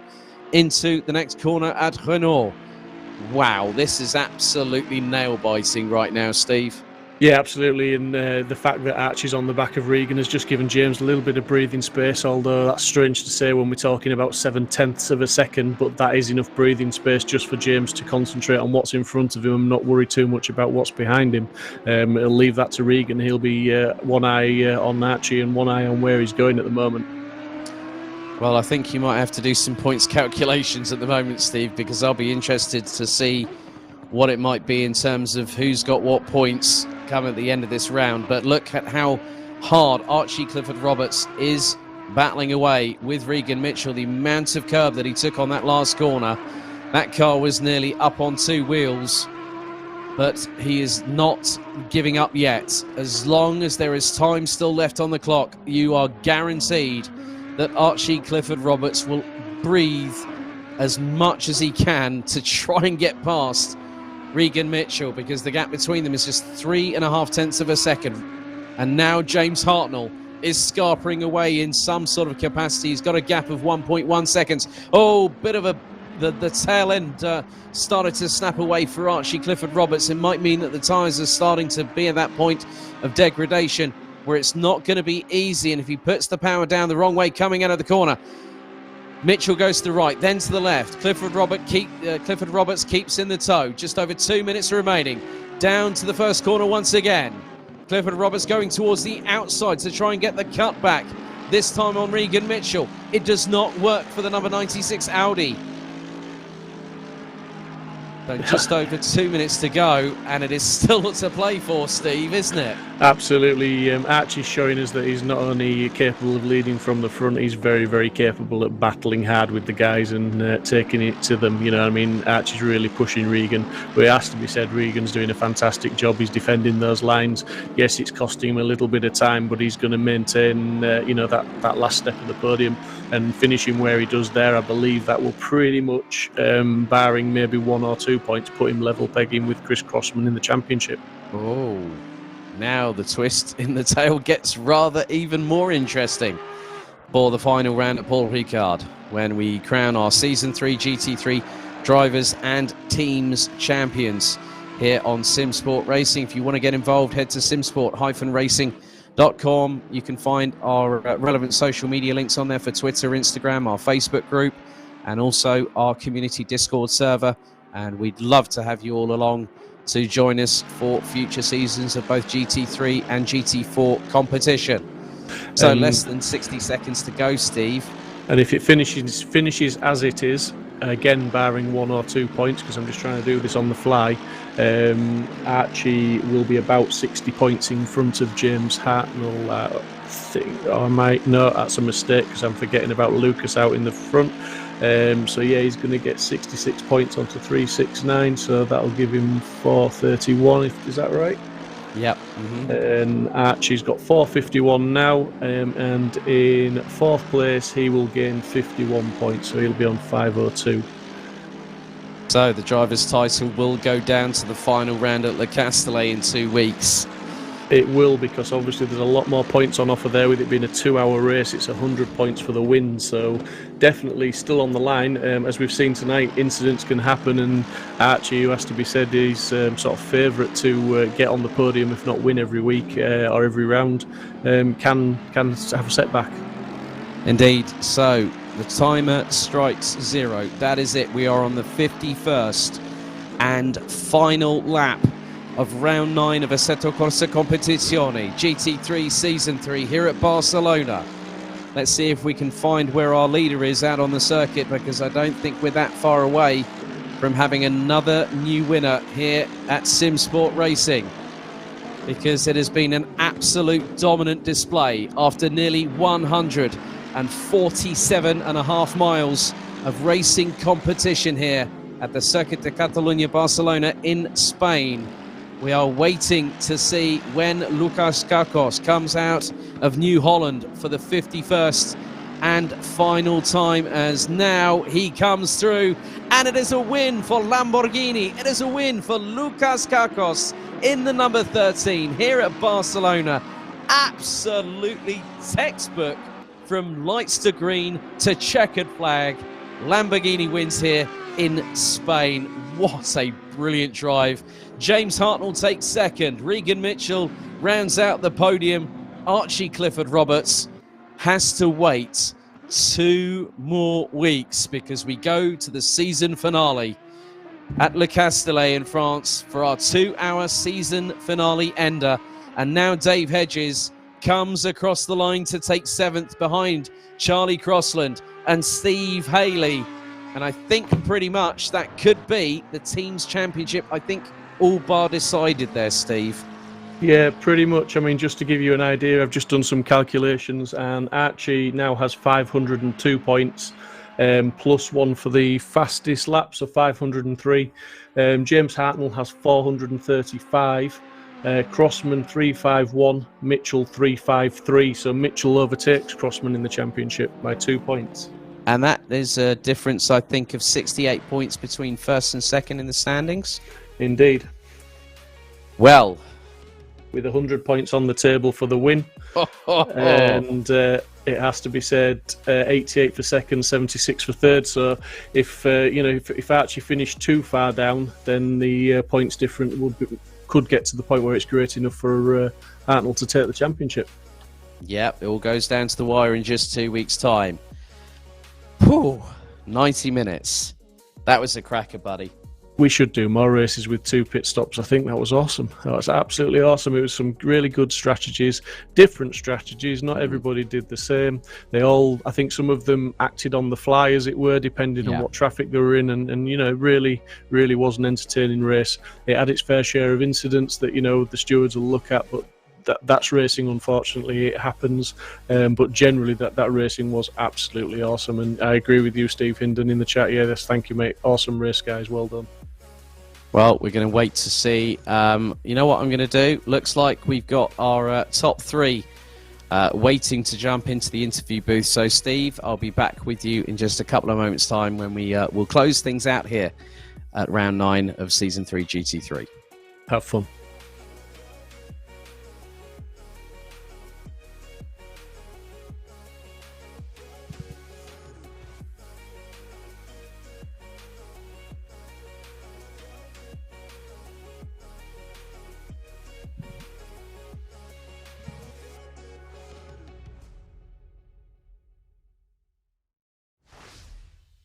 Okay, let's have a chat with our top 3. And firstly, what a performance. Lukas Karkosz, brilliant job, mate. Pole position in quali, and then from lights out to checkered flag. You played the long game. The Lamborghini worked to your strengths, and you won by a comfortable margin. Congratulations. How are you feeling right now? Thank you. I feel good. Good race, good pace. I think I wasn't the fastest, but pretty consistent times and good strategy. And yeah, I'm pretty happy with that.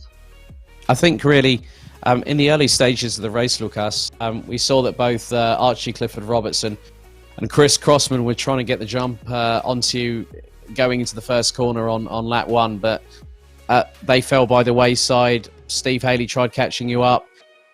You had a multiple amount of challenges, but you kept that Lamborghini as wide as humanly possible. But I think the biggest thing you said, which I'll speak about now, your consistency in terms of the lap times. You were running consistently in the low 145s. You were running in the high 147s at point. It seemed like you were running a long qualifying style race simulation there. Yeah, for the first race this season, I'm pretty happy with the setup. I've had problem in previous races with oversteer in corner entry, and I think it's sorted now. So hopefully in the next races it will be similar results. Well done, Lukas. Congratulations for tonight, and we look forward to seeing you in Le Castellet in 2 weeks. Thanks, mate. James Hartnell, the title fight goes to Paul Ricard in just 2 weeks' time. You are 68 points behind Archie Clifford Roberts, obviously after that incident between himself and Chris Crossman earlier on today. But a second place finish, did you think that was a possibility? No, especially when during qualifying it felt like I was driving a bumper car that I'd never ever sat in before. It was just weird. I could not hook it up at all, and I'm sitting there at night going, okay, let's just get some points. And it paid.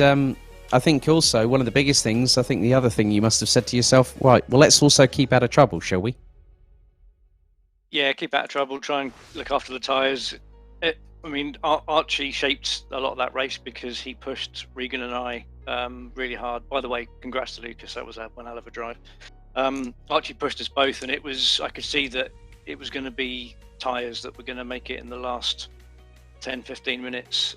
So I actually backed off a wee bit and just wanted to sit back behind and just let them ruin their tyres, and then just see if I could make a difference in the pits. And I think luckily I got away with it. Well done, James. All the very best of luck in 2 weeks at the season finale at Paul Ricard. I mean, that was a fantastic drive. I know Regan was pushing you, but well done, mate. Great job this evening. Yeah, thanks, mate. And thanks to everybody else. It was a hell of a race. Thank you, James. And our final interviewee this evening, Regan Mitchell. Regan, that was not easy, mate, for you, I think. You had to battle away with James, but then also Archie closing in on you 6 towards the end of the race. But still a very good performance, nevertheless. Yeah, my heart is still pounding. Because Archie was a second of a lap quicker, and I just had to make no mistakes and not let him past, which is really hard. But finally, I have beaten Archie. I've been trying to do that all season. I did it on merit, so that's good. Yep, so you've now got a notch on your tomahawk, and that notch just so happens to be Archie Clifford Roberts. Mate, that was a fantastic drive. Really, really well spirited, and great to see the Mercedes in the top three. Really, really pleased for it. I hope that you're going to be able to get that pulse rate down. Maybe get a cold beverage, because I think everyone, not just you guys in the top three, definitely deserve it. Well done to Lucas as well. Well done, Regan. Congratulations on tonight, and we'll see you in GT4 at Kyalami on Wednesday.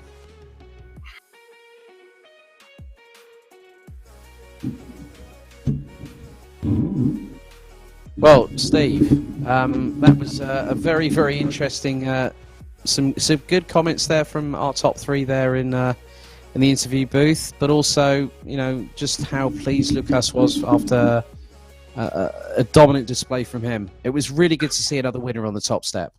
It was, yeah, and I have to say, Lucas has raced with the Simsport community for a number of years, although he's been sort of missing for a few months for one reason or another. He's done a couple of races in this championship with us so far, but yeah, good to hear another guy that's really hooking the setups now and curing his problems.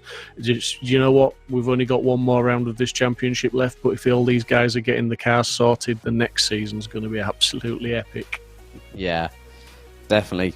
But also a few developments. Obviously, a few people might have seen what Steve has actually been posting on social media. Well, first up, next Wednesday, Kyalami, GT4 Season 2, Round 5, the penultimate round of the season before a week later we head to Laguna Seca for the season finale. But I wanted to have a brief chat because there has been a massive development.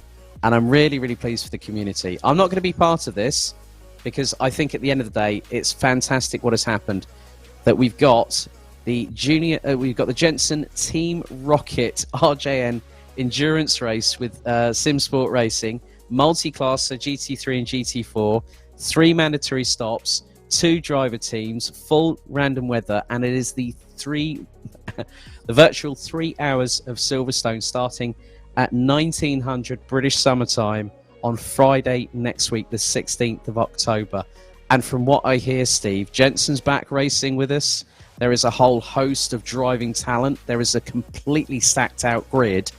And we're going to have Chris Buxton, Lewis McGlade, and Steve on commentary. And a big thank you also to MSL Motorsport Consultancy and the Virtual Reality Racing Club and Sancho Simsport for also being a part of this as well. That was very, very quick developments after the 12 hours of the Nurburgring, wasn't it, mate? It was, buddy, yeah. I mean, a lot of work went into the 12 hours of Nurburgring. A lot of money was raised for charity. We sort of rounded the £4,000 mark, and that link at the Just Giving page is still active. It is still open. So, donations are gratefully received for that. But yeah, the event went so well and was noticed that basically this is more or less stemmed from that, I believe, and we're moving on to the next step and having a 3-hour Silverstone 500, which is going to replicate as close as we can to British GT rules with qualifying and race. So it's going to be absolutely awesome. And as you say, we've got some. We will be releasing a driver entry list very shortly. We're just finalising that. But there are some very big names on there and some fantastic sim racers and real world drivers in there, as well as some of the regulars from the sim racing community from various groups and communities, it has to be said. So it's going to be one to watch, and it's going to be one awesome epic event. And I, for one, as a spectator this time, I am absolutely looking forward to it because I will be spectating. It's nice to actually be able to rest the pipes for a little bit as well. But I have to I have to give plaudits to Jensen Button firstly, because for his commitment, despite the 7-hour time difference between us here in the UK and obviously where he is in Los Angeles, for him to be able to first of all help support the Mind charity event for the 12 hours of the Nurburgring, but this for Simsport Racing as a whole is such a big development, and I can't I don't think it's not just me, it's just everyone at Simsport Racing, JB, would like to say thank you ever so much for jumping on board with us. It's really, really appreciated. And for him to do something like this, a 2009 Formula One world champion with Braun GP, and then winning with Team Kunimitsu and Honda in Super GT in 2018, that just speaks the volumes of character within that guy. Absolutely, yeah, it's awesome, and we're really pleased to be hosting it and to be part of it, as well as all the other guys that you mentioned earlier on, MSL Motorsport Consultancy, Zansho Simsport, and the Virtual Reality Racing Club. We're all coming together, and obviously our usual stream provider, Mike Yout Simply Race, will be providing the pictures for everybody. So it's going to be to the usual standards of production, and the racing will be epic as ever. Yes, indeed it will. And I can't wait to see the virtual 3 hours of Silverstone next Friday at 1900 BST. But that's it. You've heard enough of me and Steve for the last, what is it now? Couple of hours, I think it is, mate.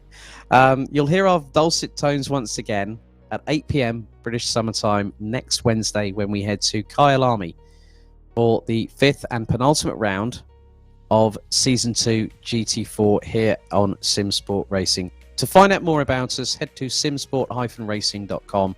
And on behalf of us both, myself, Alex Goldschmidt, and Steve Proudley, thank you very much for watching. Thank you for joining us. Stay safe and enjoy the rest of your Sunday evenings. We'll see you on Wednesday nights at 8 p.m. Until then, goodbye. Good night.